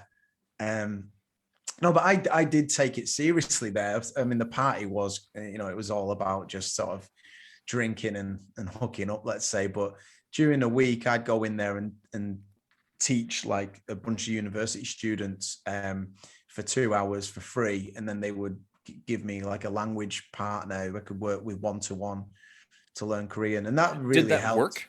Yeah, oh yeah, Yeah. Okay. definitely, yeah. But yeah, I mean, it's one of the. I'm sure you've experienced this as well. Like now looking back, you learn more about teaching, and those kind of things are useful, but there comes a point where you want somebody who knows how to teach you, and it can, Yes. sometimes it's like, oh, well, we can have a conversation, but I'm just lost, right?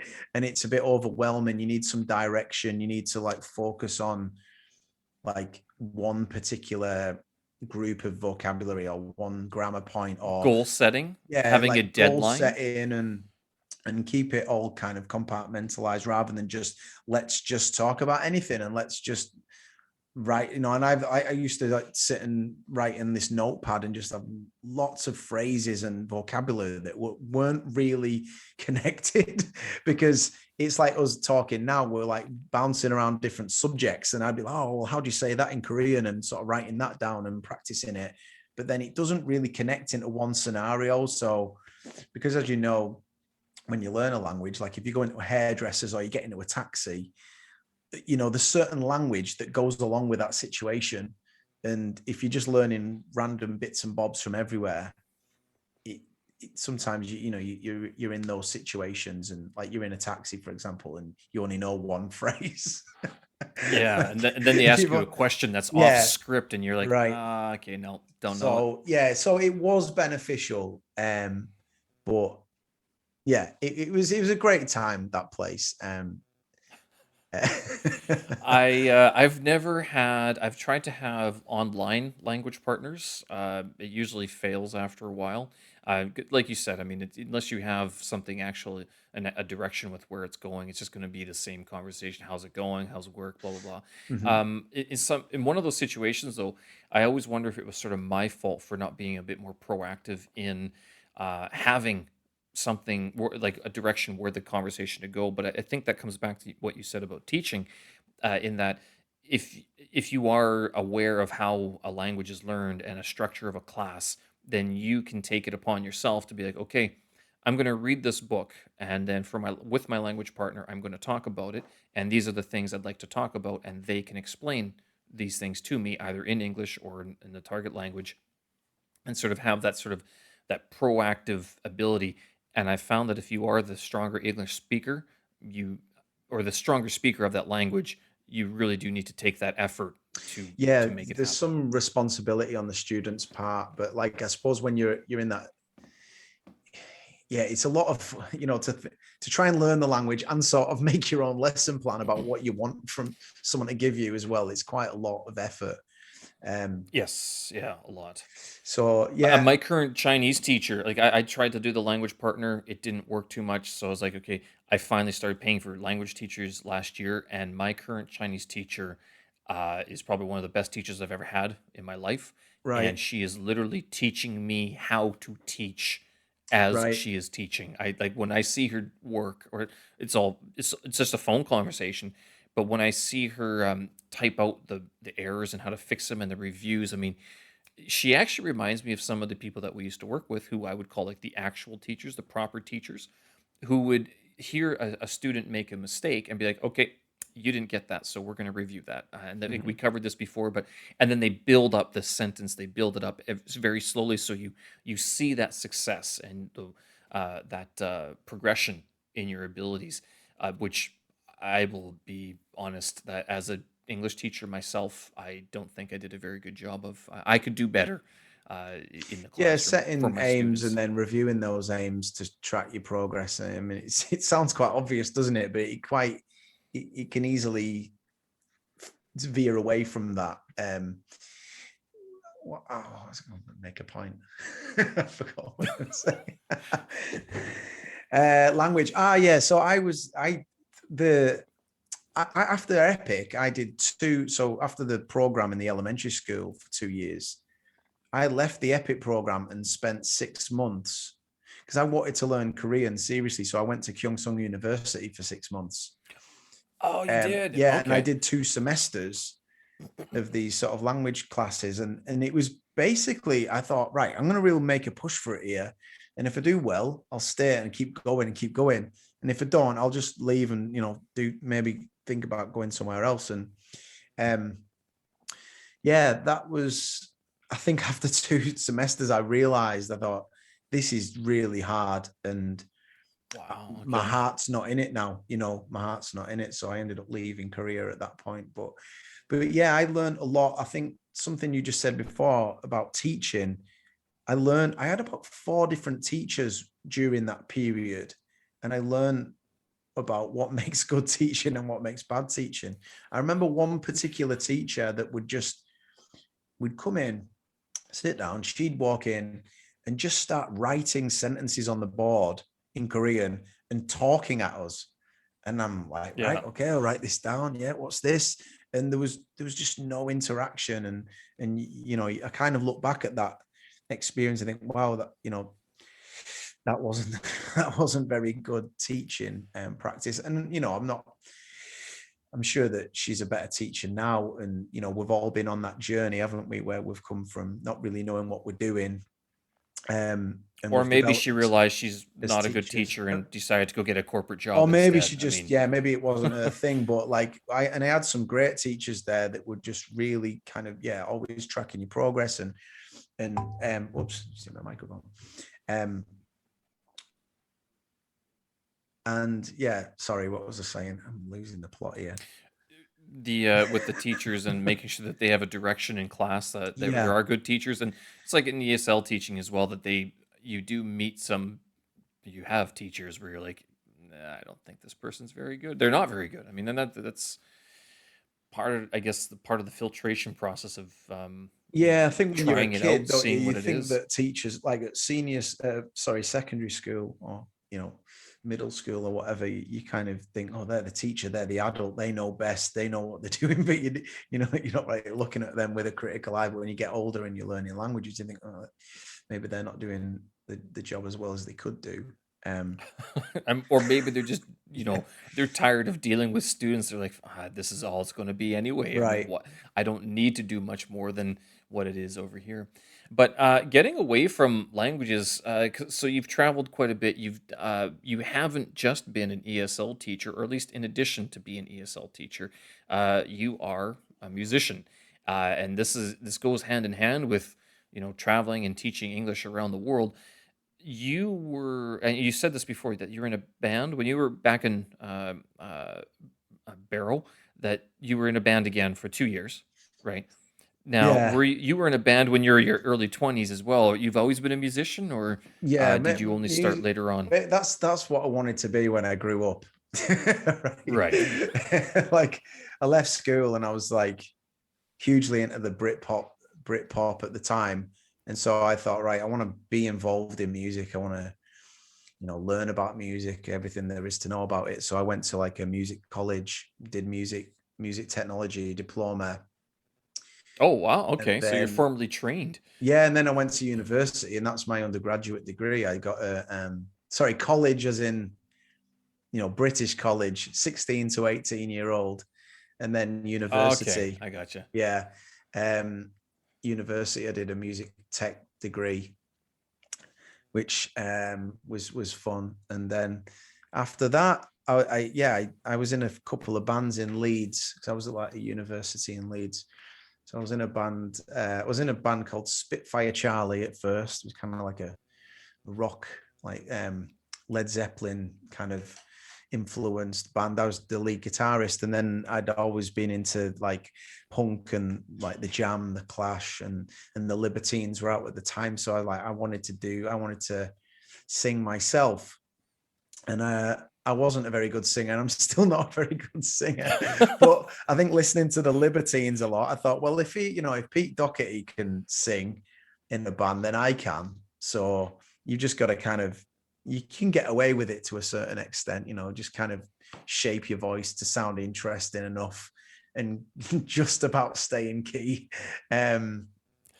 Yeah, so I was in this band called Push Bike Army, like in Leeds, and we were really sort of pushing for that record deal. And Right. it was quite an exciting time to be in Leeds then, 2007. There was like the Kaiser, I don't know if you know these bands, but the Kaiser Chiefs and the Pigeon Detectives and Sunshine Underground and various others. The kind of That city, sounds familiar. yeah, the city was literally, there was like 30 gigs a night or something. And the city, there was always A&R guys knocking around a lot. It was just a really exciting time to be in it. So we were a part of that scene. It was really fun. I just had a random office job that I didn't really care about. And every week it was all about just being in a band and playing gigs at the weekend. And then I did that for about 3 years. And then, yeah, I thought, well, that was actually the point when I think the drummer left or something, and we'd released a couple of They'll singles do and that. they'd done all right. And then we just thought, I just thought I can't just keep doing this dead end job just to support the music. And that's when I decided, I thought I need to do something completely different. And that's when I went to South Korea in 2009. But yeah, so getting to South Korea, obviously still got that music, that passion for the music. So I was looking for a drummer, and then I found you. Magic of magic. I can't even remember now how we met and got talking about that. Was that during the orientation? I Maybe. can't remember exactly when it was, but because I remember you saying, "Yeah, I need a drummer." I'm like, "Well, I play drums," and I probably had a beer in my hand. Was it Um, Alison and but Hillary that connected us? They yes, used to call I you think it was Wolfie. actually. Why They was did. that? They did. Because I'm a very hairy person. Is They would look at Right. the hair on my arms and they'd be like, "Oh, you're so hairy." I'm like, and I'm standing there going, "Yes, as far as I know, a lot of men are hairy, and what am I supposed to do with this conversation? Like, how? And so what? Just give me a Are you nickname and implying let's something?" move on. Yeah. Yeah. But So we had a so jam, didn't yeah, because we? we had a jab. Yes, The we did. basement in Yep. Busan. The custodian Matt. You remember him? I do. His Is real name wasn't he the actually one Matt. who's? Oh, okay. So What was his his name? real I name's didn't know that. Liam, but it's some reason everyone called him Matt, but which I still don't know to this day Yes. why. Okay. So we are friends on Facebook, I believe, Yeah. but he's listed on the liner notes of your latest release, the Defector Frequency. I guess because I'm not sure why he's listed on that, because that album was released in Japan. I think it was just Stu's idea. It was like, that's where it all began for us. That was how we did our first gig. Yeah. So, well, we should explain that. So we Right. had a Yeah. So let's jam. get to We had the like to the history here. didn't we? And then we had a guy playing bass, and I'd written a few songs, and it was all right. Whenever you were more into your jazz and brushing your cymbals than Yeah. what was I doing? You four. It's got to be four on the floor. It's got to be four on the floor. It's got to hit the bass drum. Right. And I didn't hit the bass drum. Yeah. I was like tapping the bass drum, fluttering. Yeah, I just wanted a drum machine, really. Yeah, you're just too technical for me. So, yeah, I think I was, and it was in the basement that I saw Stu it was the basement open mic. So the basement in Busan, the open mic night, they used to have an open mic on Tuesday. I lived in the area, so I went down there every week. And then, yeah, I saw Stu, who's my bandmate in the Defector Frequency, jamming with this guy, and they were he was like strumming a guitar, like in this kind of like indie way. And Stu was making a lot of these crazy sounds that like sort of really eclectic electronic stuff. And I thought, wow, that's Stu is a keyboardist, or yeah, he's not directly. He like plays a keys, but programmer more really. Let's say, right. Yeah, I don't know if you can call yourself a keyboardist when you only use one finger. Sorry, I got. If he sees this, he'll get the joke. So yeah, no, Stu's a really good programmer, and he's got a really good taste in music and a lot of sort of out there stuff that I wouldn't consider using. So when I saw him doing that, I thought that's really cool. I'd like to collaborate with him to do something, because I knew that I had to do something different, right? I'd done Push Bike Army, which is a very much like 3 chords sort of punky style, and then I think maybe that carried over into what we were messing around with. It was just strummy sort of stuff. Indie rock, indie punky sort of stuff. But then I heard that and I thought, good, if it can cross over the rock and the electronic sound, that'd be really interesting. And I think the guy who Stu was jamming with that night left Korea after the first year, and I'd heard about that. And then I just called him up and said, I saw you playing that night. Do you want to have a jam? Because I really like the sounds that you're making. And then we started, we had a jam. And it was actually an L zone where I was having a chat with a handsome Korean man named Jun Hyung.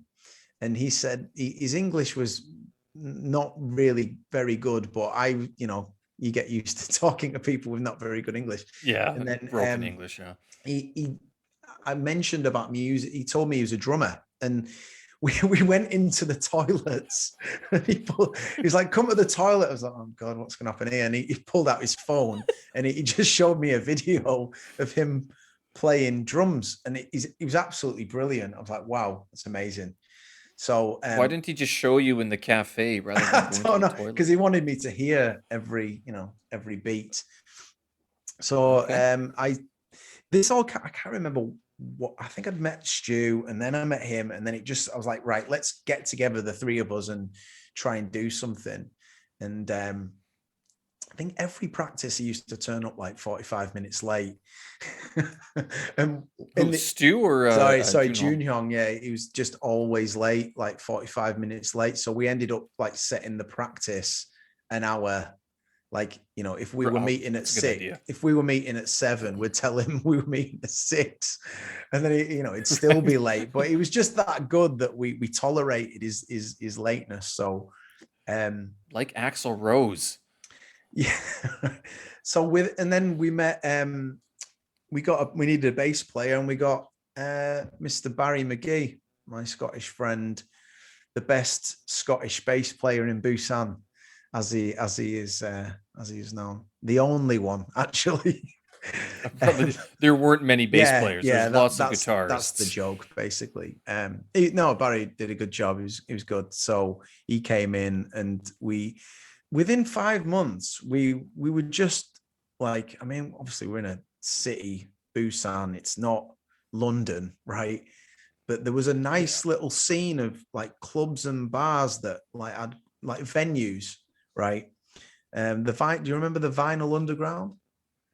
Yeah, I do. Yep. Yeah. So I played there. we played there a few times, and we got on this Battle of the Bands competition. There was like maybe 200 or 300 people there, and we played there. It was just fantastic. Like we were quite the hot thing on the scene at the time.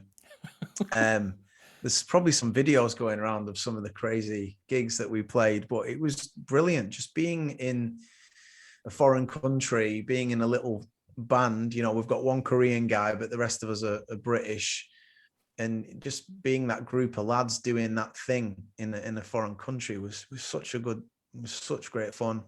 And a lot of And the people liked us. Koreans, like So the Korean musicians, they weren't playing that same sort of style of music. You were bringing your own style into it. right, yeah, that's a good point. I think what usually happens on those scenes is, you know, people think, oh, I used to play guitar back home, so I'll buy a guitar here and I'll start a band.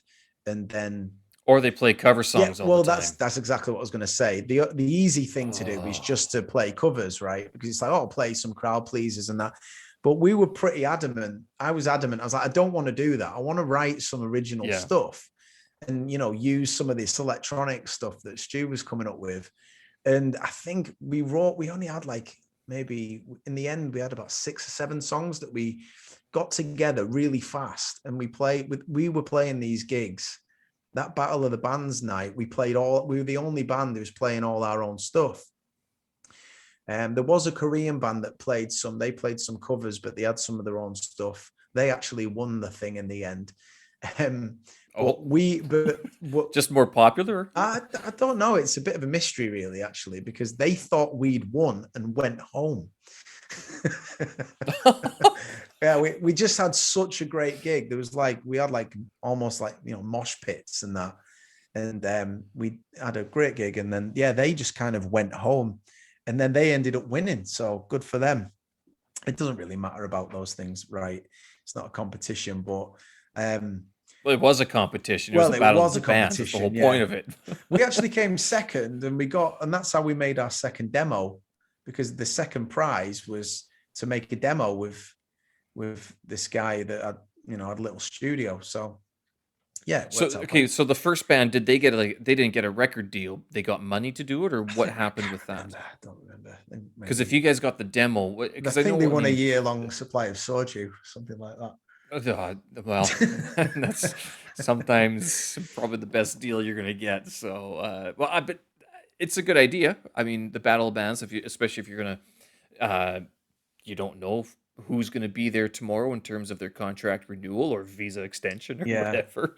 You I never just, know in those that times in situation. Busan were fun because, you know, like the Vinyl Underground, that was near to that. There was a bar. It was like you go down some stairs. What was it Old called? 55, I think. Yeah, that old 55, and they were all like really close to each other. And then you just go out on the street, and there was like that family mart where everyone just go in and buy beer and stand on the street, and the weather was really warm, and there'd just be so many people that you knew, other English teachers, other musicians, everyone was drinking on the street. It was just great, wasn't it? The Old 55, that was Having some one of nostalgia. my issues with all of those clubs being very close to each other was that the band that I was in, uh, so I was part of this jazz trio with these two Korean guys, because the guy, like, I was a drummer, was one of the few drummers that showed up and actually declared my drumming abilities. Uh, and the guy I knew who introduced me to the crowd, Jack, he left Canada, left Korea to Canada shortly after I arrived, and I knew him through a friend back in my hometown, and they played in a band together. So this was my introduction to this band. But with all those clubs being so close together, these two Korean guys are like, right, we're going to start at 9 and we're going to play everywhere. And so we just did. We played an hour and a half set in like 3 or 4 different locations. We wouldn't An go hour and a home. I wouldn't half. go home until 5 o'clock. Yeah, it was What? all their jazz shows. I mean, because there was drum solos, there was bass Right. solos, there was guitar solos, and it was all cover songs geared towards the foreign expat community. But I mean, I'd never played them before in from back in my hometown, but I was learning how to play jazz, and what was the other one? Can I shamefully declare that I Cocaine. don't remember this band? Well, I'm Did I not watch because you play? you yeah, because we were playing so often that it just became almost like, okay, he's got another show, so what? It's Right. like, Yeah, you've got and to it was always on. choose your It battles was Friday wisely. night, and I only played with them for, well, a little while because of my shoulder incident. But basically, it was, Friday night. Where do you go? Do you go see a guy play at a bar, or do you go to the next town over and spend 2 nights? So it was like, I joined this band, and it was Right. very much one of those things that I was doing, but it wasn't necessarily what everybody else was doing in that on that same time, which was fine. I mean, I was good playing drums. I was like, hey, Yeah, I'm an I did because international drum obviously, player now. yeah, another string to your bow. There you Because obviously, go. like we'd had a few jams, and then I started the Defector Frequency. Just can't remember. You just must have been on some crazy long jazz tour. I just couldn't fit it in. Wouldn't call it a tour, but I'd call it Mm. an all-nighter that just went from bar to bar that never seemed to end. It was good though. I mean, I had a lot of fun doing playing This those was that in in the that band. first year, right? I was only there for a year, You were so only yeah, there it for the was. year, so you missed the Defector Frequency, right? I Because did. Because I remember the Facebook posts you were making about it. I was like, shit, what did I right, miss? Sort of that's thing. it. Right, I remember now. It's coming back to me. Yeah, because it was all because the guy that Stu was jamming with at the basement that time, he left. He left the same time as you, and then we Yeah, started probably. that Defective Frequency. Within in the second year, we were doing that. Yeah, 2010. But you kept going on like for in Korea. So you were there all up how many years? 2.5, 3 years? 2.5. Yeah. We kind of end because Stu left after the second year, and Okay. then I did that Korean class at Gyeongsung. I just didn't do any music for the last 6 months. Um, yeah, then But then you started up again in Japan, didn't you? I mean, you took that yeah, idea. before that, like Stu was the reason that I got the job in Bangkok because I was looking for a job and I didn't. I was just like, I think I was looking all over the place, and he just said, "Oh, there's this job coming up in Bangkok," and I was like, "Ah." I mean, that's it, innit? When you've got that mindset, you're just like, "Oh yeah, Thailand, why not?" All right, sure. And he put my name forward, and I got an interview, and then yeah, got the job, and then we were working there together. So it was really weird because we'd gone from sort of being these musicians on this Busan music scene. We weren't working together at the same place, right? We'd just see each other and that one the nightlife. But then shift 2 years later, and we're just sitting in an office together wearing shirt and tie, discussing lesson plans in this searing heat. But it's weird, like we didn't do any music there at all, like nothing. So No, oh, so you mean in Defector Thailand, Frequency is like a South Korean Japanese hybrid? It's not Thai.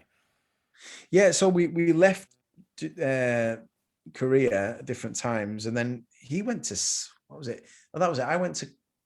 I was doing that Austria stint for a little bit, and then he went to Thailand, and then I went to Thailand, and we worked together for a bit. But then he left and went to Saudi Arabia for a stint.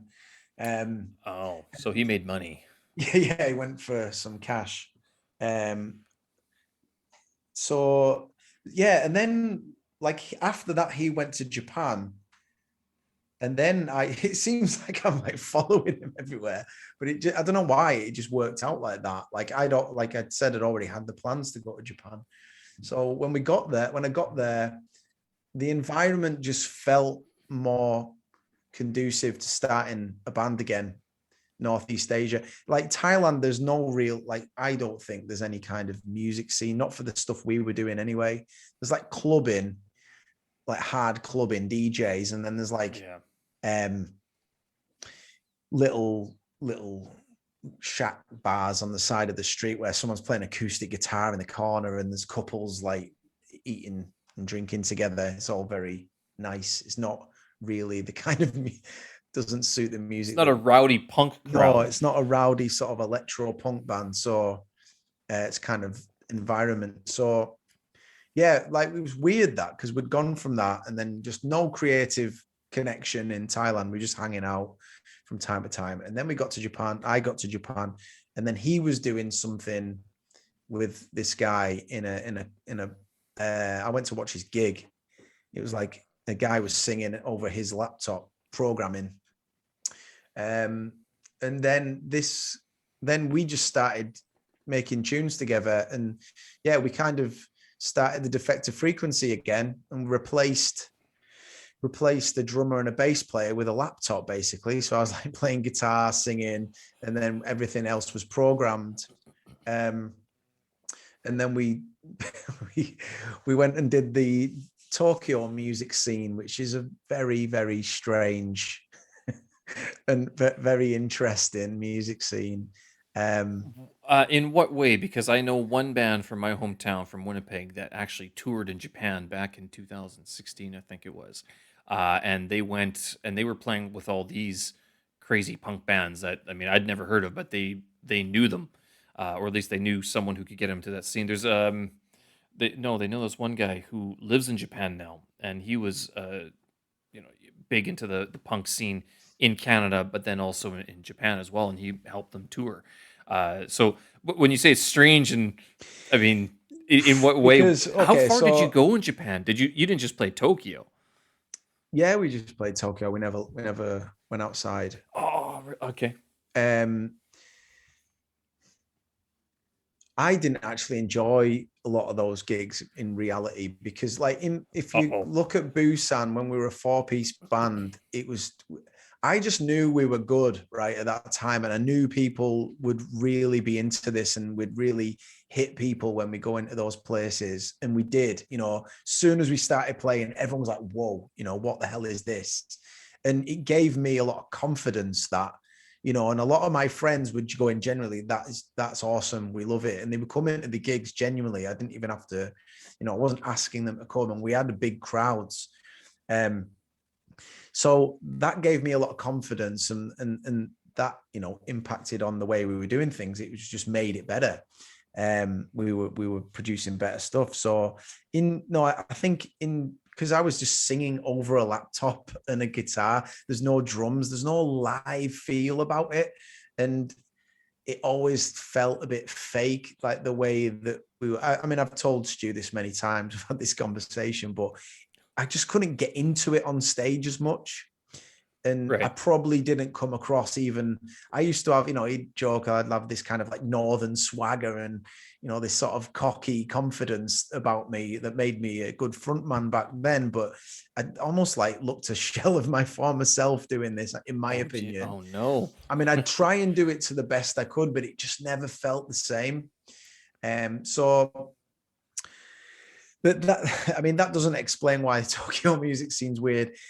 I think in Korea, you had this I mean, it doesn't even exist now, apparently, like that music scene. It's just everyone just deserted it. And that, Oh, it's gone. apparently it's just not the same vibe there now. But yeah, it was more of a grassroots feel to it there. I mean, they had Yeah. a stage and a drum kit and stuff, but it was like, right, guys, set up in the corner and do your thing a lot of the time. In Tokyo, you have these live houses, right? There's God, I don't know how many there are in Tokyo, thousands probably, and they're all like professionally run businesses. There isn't any like random pubs where you can just go and play. It's all very like, you'll have roadies, you'll have a guy on the mixing desk, you'll have roadies plugging in your lead for you. It's like every venue is you're at Glastonbury or something. It's Wow. just so professional. But the thing that comes along with that is these huge entrance fees. So we made a few tunes and we sent a few discs out to these live houses, and we get an email back saying, yeah, you can have a gig on Tuesday night at 7 p.m. Right? Like Tuesday night, 7 p.m., most people are still working, or they're on the train home like an hour out or something, Right. So you'd often end up just playing these venues that were just empty, and it would cost like quid to get in. I just Yeah, I and remember. um Yeah, they're kind of expensive. because you're paying for all these staff members that run the venue and the promotion, everything about it. The so but it's just so unnecessary though. I don't need someone to plug my lead in for me. And but I think again and then there's another thing, it's a Tuesday. It's like you haven't got a lot of people coming in to drink because there's thousands of venues, right? And it's Yeah. just oversaturated basically. And I think it's just the residue of kind of like an old music scene that was popular maybe in the 80s when the economy in Japan was really good. And I mean, this is just my So my how own does take on someone it. stick out? How does someone sort of make it in that situation, in Well, that they don't. scene? Oh, And there are some really popular bands, and they'll play on a Friday and Saturday at some really big live houses. But to get to that position, you've really got to do a lot of legwork. Nobody's interested in just two random English teachers playing there. Well, the thing that's crazy about it is like we'd get put on the bill with some of the craziest acts, like where like I've got this kind of like indie northern English Brit poppy style, and then Stu's like got his keyboard, like he's sort of like electronic programming. So we're kind of like, I don't know, I don't even know where do you put us, right? Where do we fit in, right? Our music, I don't know. So we ended up getting put on the same bill with, like, I can remember one in particular. One night there was like two girls dressed as like Batwoman singing over a CD and jumping around. There's nothing else on stage. They're just dressed up like these Batgirls. And then the crowd is like 20 middle-aged Japanese men wearing overalls and business suits.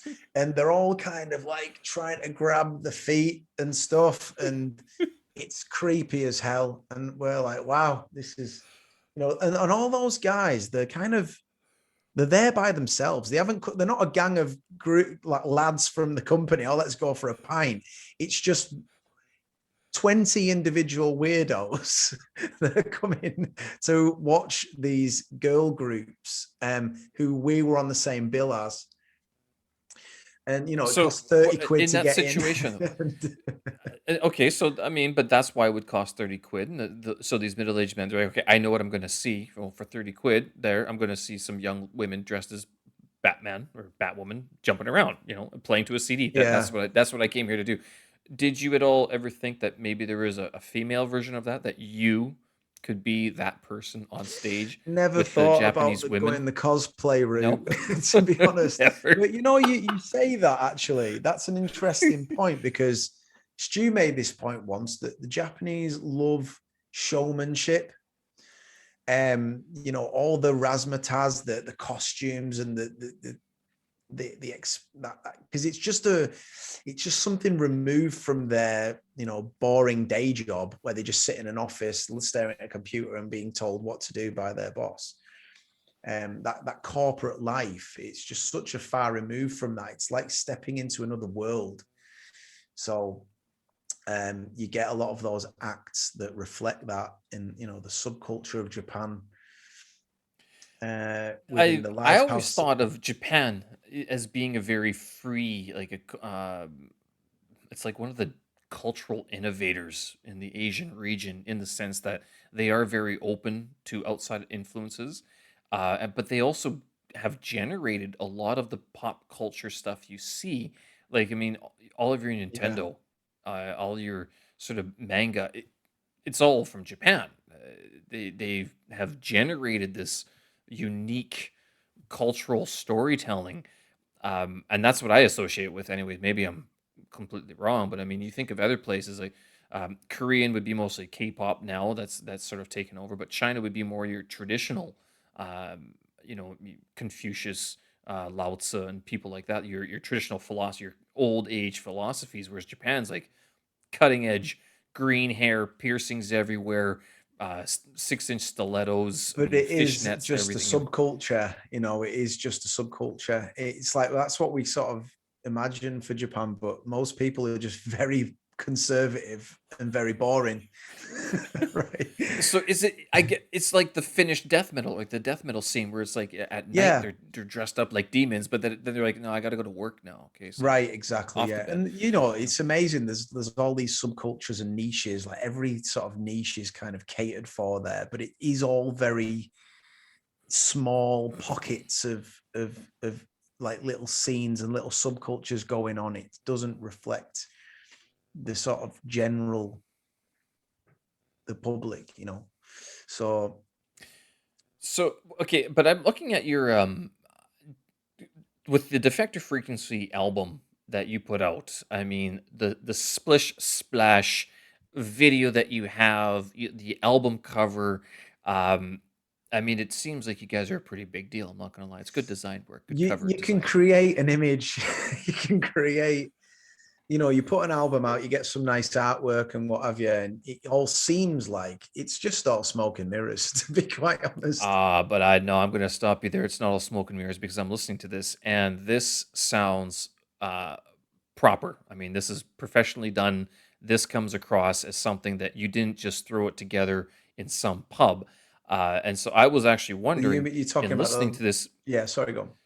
Well, because with you said that in South Korea you were playing with a drummer and a bass player, but this, I mean, it's all basically electronic programmed and It's a your lot more vocals. polished now, and yeah, I'm probably underselling it a lot, really. Like, we put a lot of time and effort into it.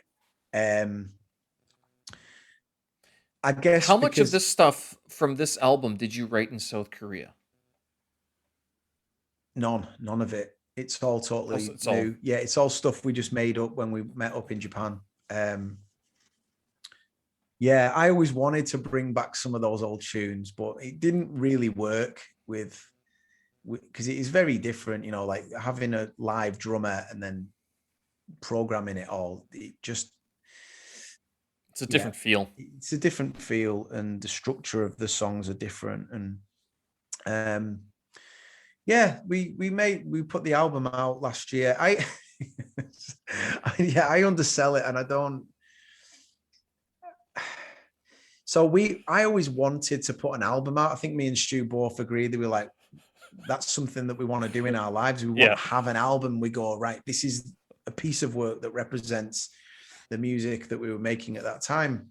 So we got all these songs together and really made a drive in early 2019 to get it all together. And we did it all properly. We got it properly mastered. We paid some Latvian bodybuilder to do the artwork who we found on Reddit. I And think I messaged him to do artwork for me, and I just never got around to actually oh, seriously? completing All right. the Yes, I Can't did, and remember his because name now. I can't remember how much he charged you, but I was like, I've got some artwork. I love what you did for the Defector Frequency, and I just never got around to actually never got around to actually finishing the two projects that I have on the back burner right now. But no, I mean, looking at it, I mean, it looks proper, and I love what you did with it.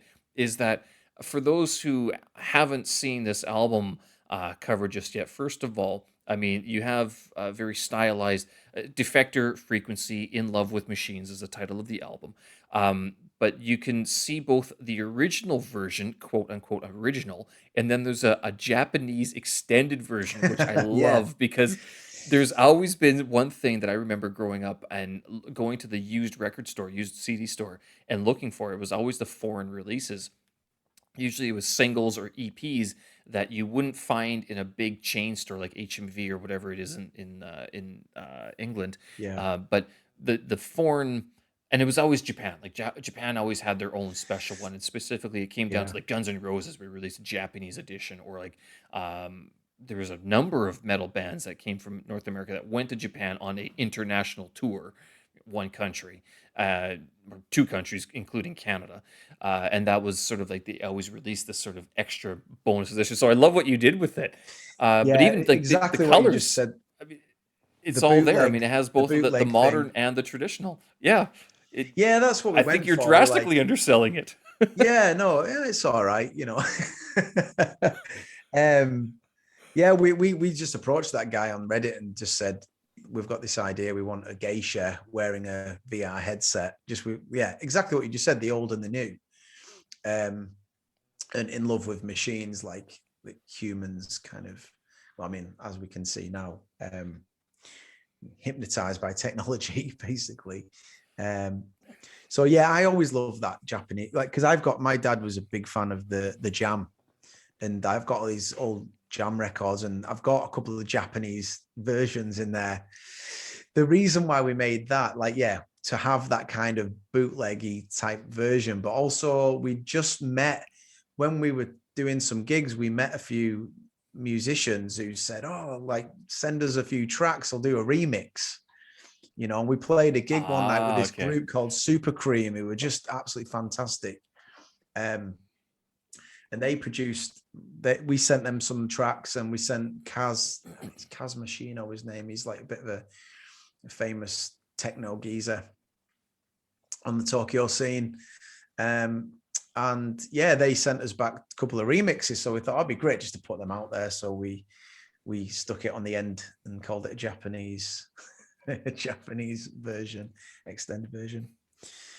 Great idea. Yeah, it's all good Beautiful. I fun. mean, I mean, yeah, I mean, I should like Stu and I knew, because so the album, we sent it to a lot of bloggers on this website called Submit Hub. I don't know if you've heard about this. The Submit never. Hub is you upload your music, and then you send it to bloggers and Spotify curators. So people who make Spotify playlists and YouTube, they have YouTube channels, and they listen to it, and then they'll decide whether, like, they'll put it on their playlist, or they'll blog about it, or they'll talk about it on their YouTube channel. And they get credits, right? It's like this credit system. You pay a credit, they listen to it, and then they give you a review. So they approve it or, reject it, basically. So if they approve it, they'll put it on the playlist. If they reject it, like, if you paid for the credit, they have to give you feedback. And like, Okay. we did a little bit of that, and like a lot of it's good to get some ears on it. People that don't know you personally, like, I'll play it to my family. They're like, wow, this is amazing. Right. But you're never going to get an objective view of your music from your family or your friends or anybody that knows you. So if you're a musician, the best idea is to give it to somebody completely neutral who doesn't know anything about you. And then you get some feedback. Yeah, basically, most of the feedback told me what I already know. Is like, get a better vocalist, basically. Oh, wow. That sounds really harsh, but yeah, like, I know, like, that kind of electronic music, my voice works better with the punky sort of stuff, I think, personally. And it's because electronic music is very meticulous, isn't it?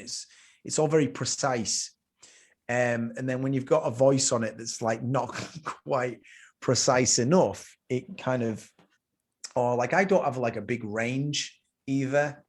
So yeah, so But you at put a lot that of point, effects onto this with your vocals on this yeah, album. You're putting a lot of effects on it, which is different than what you would do in a club situation. yeah, I mean, it's not bad, I get away with it, I think. But it's never going to be the top. I always want things to be the best, right? And if it's not the best, I'm kind of a bit negative about it. That's just me, a bit of a perfectionist like that. Well, with this album, But I would say that there's two thoughts that come to it when I'm listening to it, and one is that it's good background music. So oh, that's that's one. good. Then you put it on in a cafe. There you go. But hey, cafe, why not? Number two is this would be good Friday afternoon. Put it on to get ready to prepare for the weekend. Like, you're at work Friday afternoon, put this on. It's like, okay, this is a taste of things to come. This is what's going to happen later on. That We're was building up our, here. yeah, I think, yeah, getting ready to go out and have a big night or something like that. I mean, that's pretty much like the music that I've always loved myself. So I guess that's come through. Um, but I You've should say, succeeded. after the album, we both really wanted to make this album. But you know what? I'd tell if someone came over at me now and said, "Hey, I'm going to release an album next year," I'd just say, "Don't bother." Right? I'd say no. I'd say like it was just something that we wanted to do. But really, you've got 10 songs there. Don't just splurge them all on an album, because the industry doesn't work like that anymore. You know, you've got the. I think artists needs to be consistent with content. You've got to keep, it's an attention economy. You know, you've got to keep the attention of the audience. And if you just go, bam, there's an album, all right, you might have a lot of interest for 5 minutes and then it fades away. And also people don't tend to consume 10 songs at once anymore. They just want to go on Spotify and listen to one. Oh, I like that. No, I don't like that. I'll skip to the next one. So you want to give them something that's more digestible and easy to, you know, you just focus on one song and then a few weeks later release another one. That's what I would recommend to any artist now. And that's kind of the approach we've taken with the last record we made. We just said, let's just sit down and write and really think about every aspect of this one track and do it to the best we can, and then put that out and then get the focus on that. Obviously, I've left Japan now and Stu's doing other things as well. So we're probably, I don't know if we're going to continue, but Where is Stu right now? he's still in Tokyo. Yeah. Okay.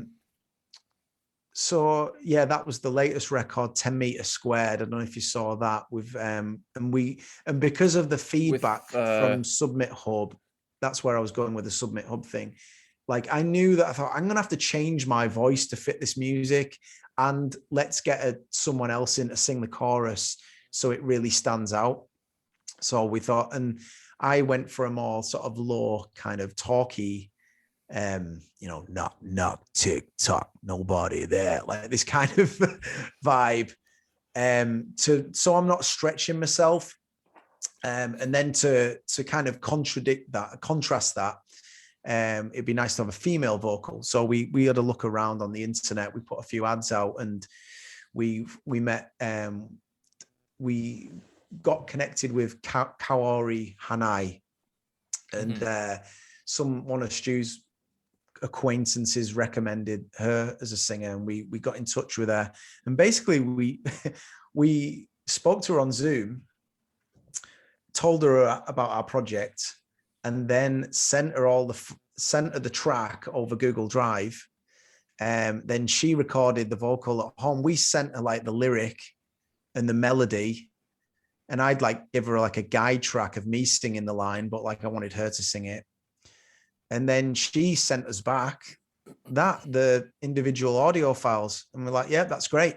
And then Stu put it into his DA digital audio workstation, and then we produced it, and that's it. We actually produced the whole record and never met her.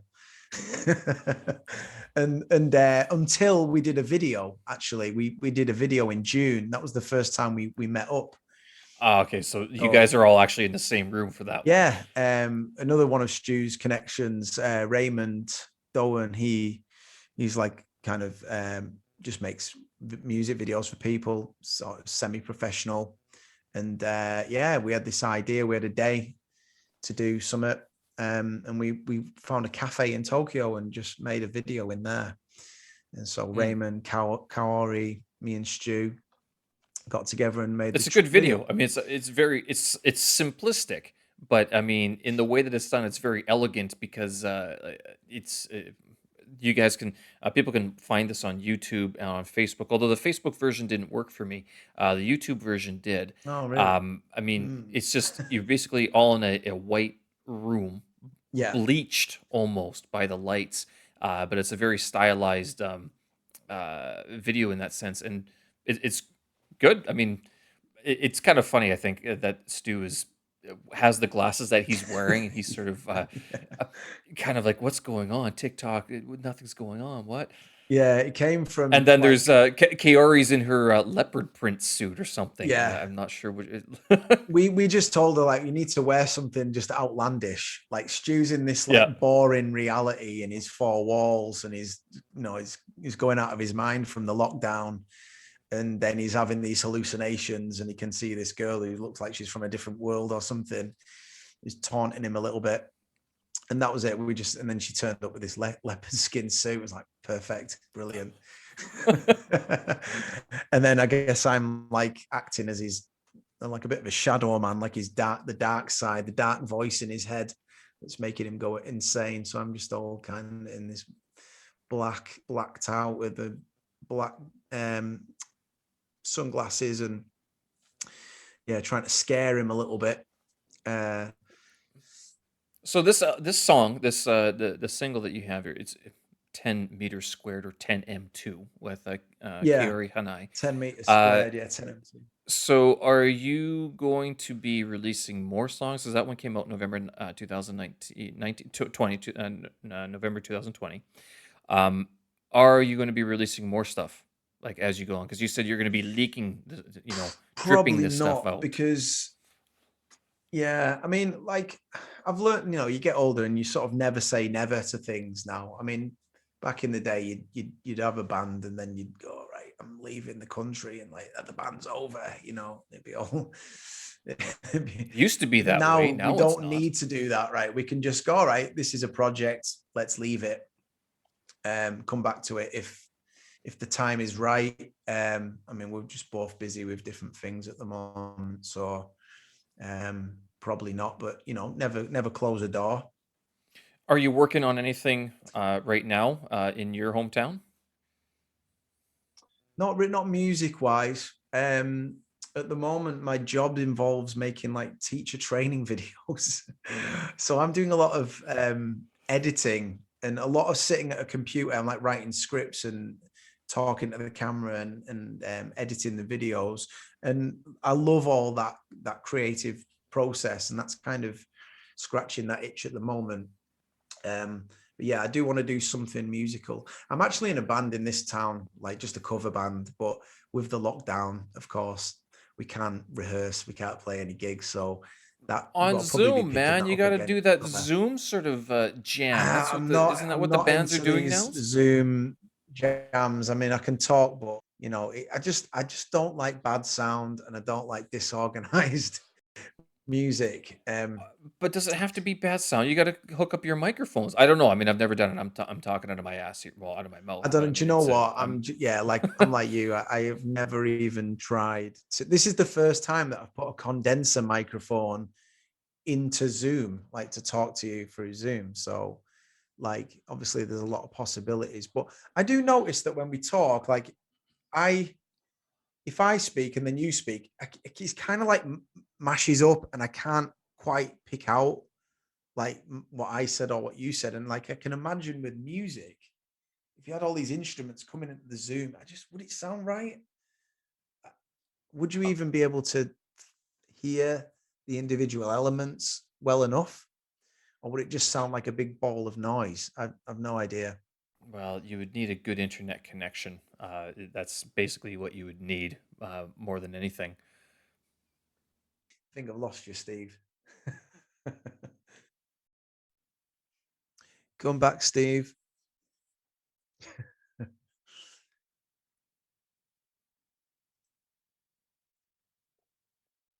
I'm now the host. Welcome to the John Rennie podcast with myself, John Rennie, coming live from Barrow in Furness, Cumbria. I've taken over Steve Sersky's podcast.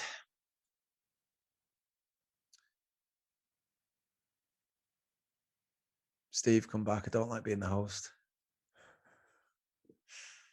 Okay, it looks like we've lost Steve, everyone. So thanks for joining the Stephen Sersky podcast.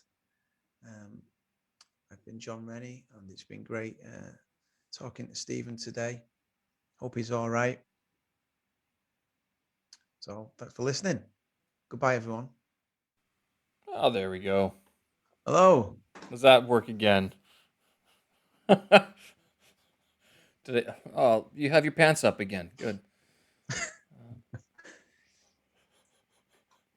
Good, good. Yeah, sorry about that. This That's all is right. one of those times where it's it gets dicey to be online doing these sorts of things because the internet connection gets shoddy and starts cutting out just like it did. That's why I was sort of worried about It happens pressing at a start. So it's still particular time of converting. day, Usually evening around this time, so right? it's about quarter to 9 p.m. right now, So and everybody's playing online. games online or something like that. Yeah, normally, I guess if this was Canada, I'd say they're watching porn, but you're probably right that they are playing video games. It's a more an apt Big description of what these a lot of these bandwidth in kids do. those video games, I think. Yeah, and I suspect, I mean, now that it's a Saturday night, people are back to work. Everyone's back here in Beijing, basically, so it's just going to be busy. And this is every night that it happens, that the internet just slows to a crawl. God, Saturday. Usually, if I do these sorts of, yeah, if I was doing this with a person in North America, I would actually schedule it so it's my morning. So I would do this like 10 a.m., 11 a.m., 9 a.m., and then that way it's their evening, but my internet connection seems to work a lot better, and I haven't any issues that way. But you're the first person I've talked to in the UK, actually. Yeah, it's not been bad, really. We've been talking for a while, so can't really knock this internet connection too much. It's not been bad, not bad. It's been pretty good. I just wonder what's going to happen with the Zoom file afterwards because this is the same meeting, but it's still converting. So I'm not sure if it's going to do a double thing. It might screw up. But Right. I mean, we'll it's just have to wait. probably if you've left, I think that'll end the recording for you and it'll start a new one. I've got this recording as well, so if it um Good. if we get to the end and it's, I can send you that and you can just see me taking over your podcast when you weren't there. Perfect. Love Yeah, it. I mean, it's all planned. I mean, the 12-year anniversary. You take the John Rennie that's podcast. it. I mean, it was all part of it. Where were we? Um. Yeah. I mean, is in terms of all these songs, your album, your music, you were saying that you're not working on anything. You're part of a cover band right now, but you're not really doing very much because of the current situation. Is Stu working on I anything think he when he's in started Japan, some. or He is he? messaged me the other day. He said he started something new. Similar thing, I think. Like he's met some guy plays. I think maybe he's a drummer. I can't remember what he said now. He's doing something. Yeah. Um. I think his words were, music is a cruel mistress. Just kind of, even though it keeps, even though you sometimes you get into your late 30s and you think, God, why am I still doing this? I should be doing something else Oh, that makes geez. me more money or more, but then you think, oh, I love it, it's fun, it's my passion. But and then you have a lot of fun with it, but some of the results sometimes are just not what you'd hope for, right? It's not as successful as you'd want or whatever. So, but yeah, it is a cruel Which mistress. might be why you're in your late 30s going, why am I still doing this? Yeah, Because it hasn't worked out before that. I think Cruel, it's cruel thing to always going to say, be isn't it? something that I'll just keep like. I tend to go in like ebbs and flows with a lot of things. I mean, I get bored very easily, and I think that hasn't, the traveling around and living in different places is a big example of that. Um, but like, I'll be really into music at some point, like for a period, and then my passion will just fade away and I'll just be more in photography, right? And then I'll get a bit bored with that and then I'll start doing something else for a bit. And at the moment, music's just like not really in my mind. But at some point in the future, I'm sure Yeah. it'll come back. It comes in waves, See, and this is sort why of I think I think this inspiration. is why with what you were saying about releasing albums and singles, I think this will actually come back, that the whole releasing a full album will be the new thing to do is because musicians, not necessarily people, your audience, but musicians will be like, you know what, I have another life to live. I'm gonna do my music now. It's like a TV series. I'll do it right now, um, but then I'm gonna take some time off. I'm gonna go do some photography. I'll do some film work. I'll work a job. I'll go have a family basically. So I suspect that we're gonna see a resurgence in album output, like full album output, rather than just singles all the time. Because I know, but let's be fair, the stuff that is being released as a single, you don't want to listen to 12 songs of that shit. I mean, the like when a band puts out an album, you would listen to it and go, okay, I there is something here that progresses. But the stuff that this pop music that's like even Right. K-pop, you don't need 12 songs of Gangnam Style. One is good, done. Right. It's just the way we consume music is different now, isn't it? Like I mean, we're in that period where we grew up listening to albums from start to finish. And then we've seen the change in the way we consume with the technology, how that's driven it. So, CDs to like MP3s, and then now everyone's streaming everything. And there's so much content out there that's like shouting for our attention, right? It's to make an album now. You're basically asking someone to dedicate 50 minutes of their of listening time, which, and there's so much music out there. It's not everyone's got the time to commit to it, but just listen to, or they'd like so much to listen to, they'd rather listen to various stuff, make a list and listen to lots of different Yeah. artists. Or I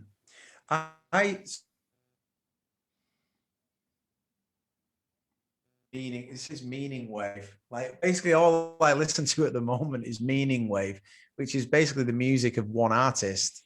He's called Akira the Don, and he makes really eclectic kind of Okay. hip-hoppy, electro hip-hoppy music, and he cuts together like lectures of famous psychologists and philosophers and just speakers of interesting people. And he's like on this. I watched an interview with him where he was talking about hyper productivity, and he just releases songs like every month. Like he just got so many tracks out there now. Yeah. And that, for me, that the way he's doing it is the way that fully like correlates with how our listening habits now. Like we need to keep people's attention, right? We need to keep there, like, and that's what I said before. You put an album out there, you get their attention. That's a lot of work and time, but maybe they won't stick with it. They'll get bored with it, listen to something else. But if you drop a track one month and you drop a track next month, you're just constantly keeping up that engagement with them. And he's doing it in that way. And I think that's the way that we are consuming music now. Check out Meaning Wave. It's literally saved my life, this music, through the pandemic, because I listened to it because it's like you're listening to like these interesting people like Alan Watts, Jordan Peterson, Jocko Willink, Naval Ravikant, all these people that have got these different ideas about mindset, about money, about physical fitness and all this kind of stuff. You're listening to it and it's like listening to their lectures and their ideas, but you're listening to the music, and those ideas are embedded in your mind, and it's really keeping me positive listening to it. It's brilliant, really great. But the point I was going to make, Meaning Wave, yeah. The point I was going to make about is DistroKid. DistroKid's a digital distributor. So if you want your music on Spotify or any of those digital platforms, you need to go through a digital distributor. I used to go through one called TuneCore, and you'd basically pay like $20 or $30 for one release, and you'd have to pay that every time. And as you can imagine, if you keep releasing a single every month, that's going to get very expensive. But DistroKid's amazing because you pay $20 a year and then you have unlimited uploads, which has totally changed the game. And I think so that would be my advice to anybody now, like try and just make a single, get it up there, get some fans, get some engagement, then get on with making another one. And you can just keep putting tracks up there onto these platforms for, $20 a year. So, I think that's what it was anyway, last time I looked. So the question is, can those people make $20 worth of sales to justify spending $20 to put it up in the first place? What's the stat? I think you've got to get 2 million downloads for $4,000, right? I don't know how. Yeah, I mean, luck. yeah, good luck with that. It's not about. It shouldn't be about the money. And if anybody's getting into music for money, you should think about getting into something else because. Well, it's not even about the money. It's like, can you justify spending the money? Because even with we talked about putting a podcast on Spotify, and one of the things that with Spotify is that you need to have an RSS feed, okay, but then you have to pay for a podcast host, and I already pay for website hosting, Right. so it's one of those questions of when do you spend the money to host your own material, or like, do you do it before you make sales or after you start making sales? For me, I mean, one of the reasons I don't have podcast hosting is because I have a website. It's the easiest, quickest way I can distribute. Yeah, I think it just comes down to whether you want how many years you want on it or how convenient you want to make it for your audience.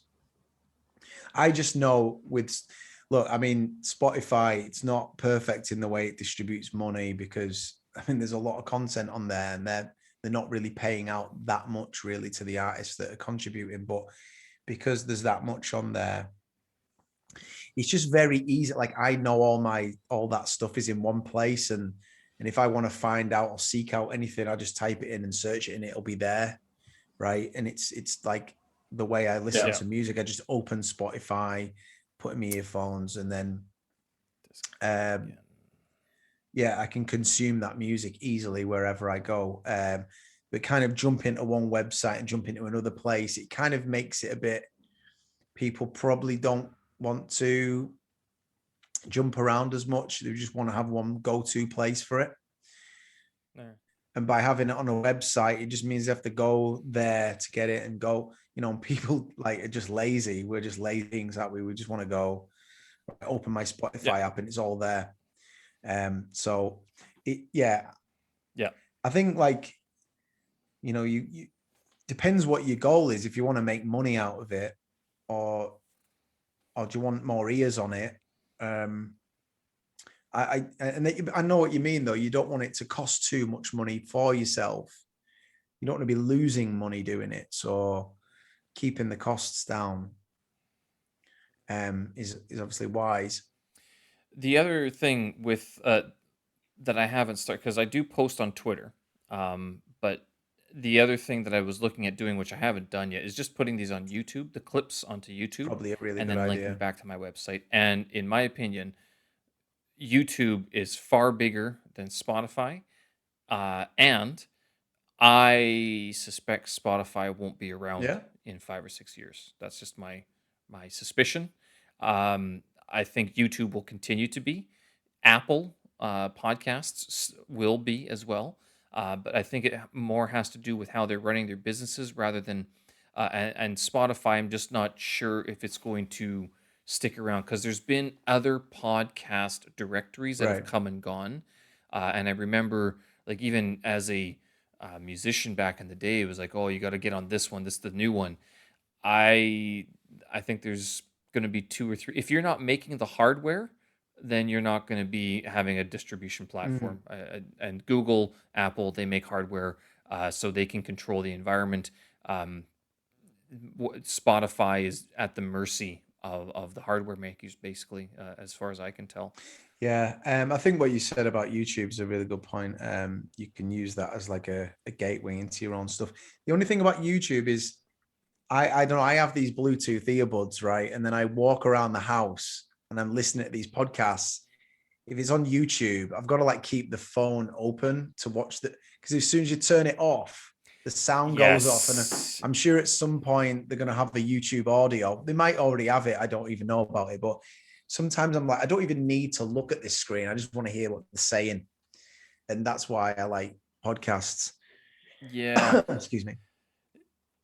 It works. Yeah, you Yeah. like the audio file. Basically, it's not so Yeah. much as podcast. It's the audio file still plays. That has something to do with what they're coding. It must be like an anti-piracy issue because there are websites that still allow audio files to play, even though you shut down the web, the browser, or your phone. So it's something about YouTube doing copyright protection, I suspect.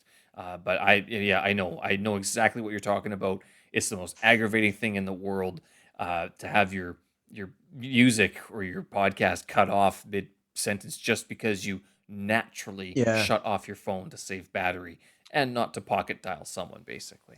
Yeah, I mean, and I'm, I use Spotify, but like you said, Google, was it Google, Apple Music and Google Play? Google Play, Yeah, well, like when yeah, Apple like Music. on DistroKid, Hmm. for example, when you upload the track, there's like there's a list of boxes where you tick. Do you want this to go on YouTube Music or Apple Music, and so on and so on. So Spotify is just one of those platforms. Yeah, just going so whether it be Spotify or Apple Music, I think the singles, sort of single tracks, are the way to go than albums. It just takes so long to Yeah. make an album, right? um to be honest, it's just a But lot an of work, album was supposed to be a collection of ideas that you accumulated over time in the clubs and the bars that you Yeah, played over the year, over the 2 years. They right. weren't meant to be every I year. think that when you're an established artist and you've got everyone's attention already and you release an album, that's great, right?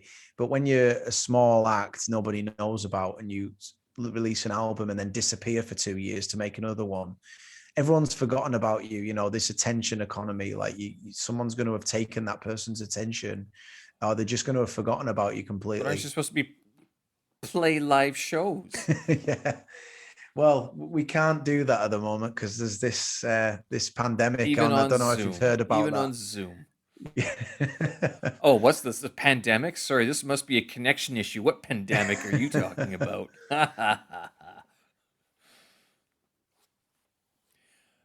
Yeah, I think my personal opinion about being a musician in this day and age is not even one of I don't think you can be a musician. You have to be a working person and then a musician. You have to be both. Yeah.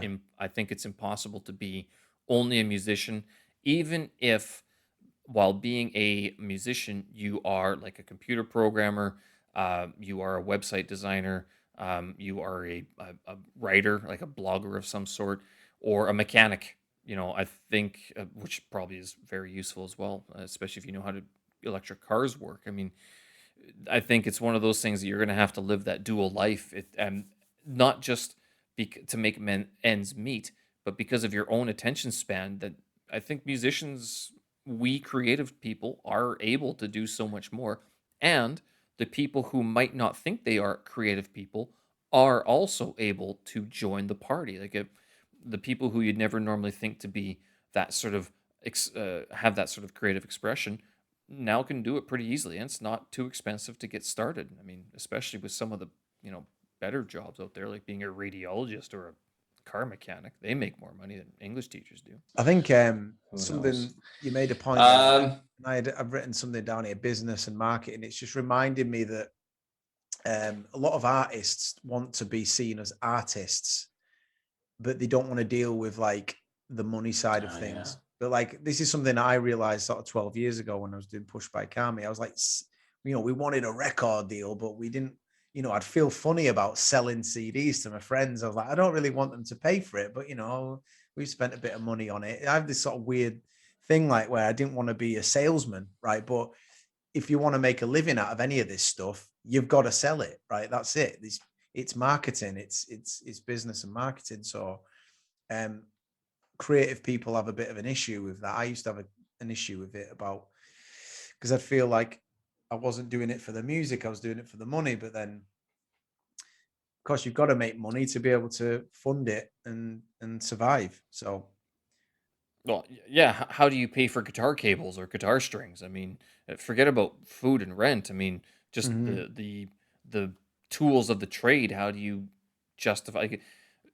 Because yeah, basically, what it is if you are paying to publish your music all the time and never asking or receiving money in return, you are basically it's the same thing as giving your money to a bank and then paying the bank to keep it safe, but never actually able to access your money. It's where is this going? Like why would I do business with that bank if I could go to mhm, another bank where and I could actually give them my money and earn an interest or something like that. So it's yeah, at some point a musician, a any creative person has to look at the basic costs that they are outlaying to do whatever it is that they do, and then take that number and basically divide it by a reasonable amount of what do you think it's worth? How many people do you think you could reasonably reach? Is it 300, 1,000, a million? And then you price it accordingly with that. At least that's how I've sort of figured it. yeah. It's just very difficult now to make because music's just very. It's kind of lost its value, really. A lot of creative content has because so much of it's produced, and so many people are willing to produce it for free and put it up the internet for free. It's definitely been Yeah. devalued. I mean, just the way we consume music now. You used to put an album on and listen to it from start to finish, and you cherish that album. You probably bought that album. You didn't stream it, and you owned it. It's your it's a tangible thing you can hold in your hand. Um, and our listening experience has just become very throwaway now, hasn't it? It's just like, oh, I don't like that. Skip it. I'll listen to something else. There's tons of music. There's tons of, and it's the same with, I think like some of these Netflix series, like the they cost a fortune to Well, make. yeah, and There's so much the other work thing gone with into that it, is and people that just like binge watch them like in a you're able night or to. something, Okay, I've like a lost them again. series, and Try that. See if that's this it. Then they're like, right, works. what next? Hyper consumerism. So it to me, I mean, yeah, I understand, like, but it's a good thing because a lot of people are able to now publish. But the downside of that, or at least the opposite, like the countermeasure to that, is, yeah, since everyone can do it, why would I pay to hear your music when I can hear 1,000 other people for Yeah, free, or I can make my own? Now, to be fair, there is a point when you have to realize whether you can or cannot make music. And this goes for like people who are like, oh, yeah, I'm going to learn how to program a computer. Oh, I'm going to learn how to mix an album. You can learn, and then you can realize, oh, that's why I pay other people to do this because they know how to do this. They have an interest in actually making it work and sticking through the problems. Whereas, like a lot of the music out there, you could listen to it or not, and it's not going to change your life. right. Yeah, there's just that much stuff, and everyone who makes music just thinks their music's brilliant. but Well, and you need and to. it is that's what I said about getting somebody else to listen to it with an objective ear. It's just like all music isn't brilliant. It's some of it's you need to. I'm well aware of like yeah, I mean, I undersell things. I probably take it to the other extreme, but I know like you should listen, ask somebody who's not involved in your project, what do they think of it, and get an honest answer about it, and then listen to that feedback and then act on that feedback, right? If someone tells you you can't sing, get another singer. Yeah, but the famous story about that is Bono from U2. He was told that he couldn't sing, and then now you look at Well, him. clearly he I mean, it's can. well, I Yeah, think it's also a lot about being, knowing your limitations and then being right. able to work within them.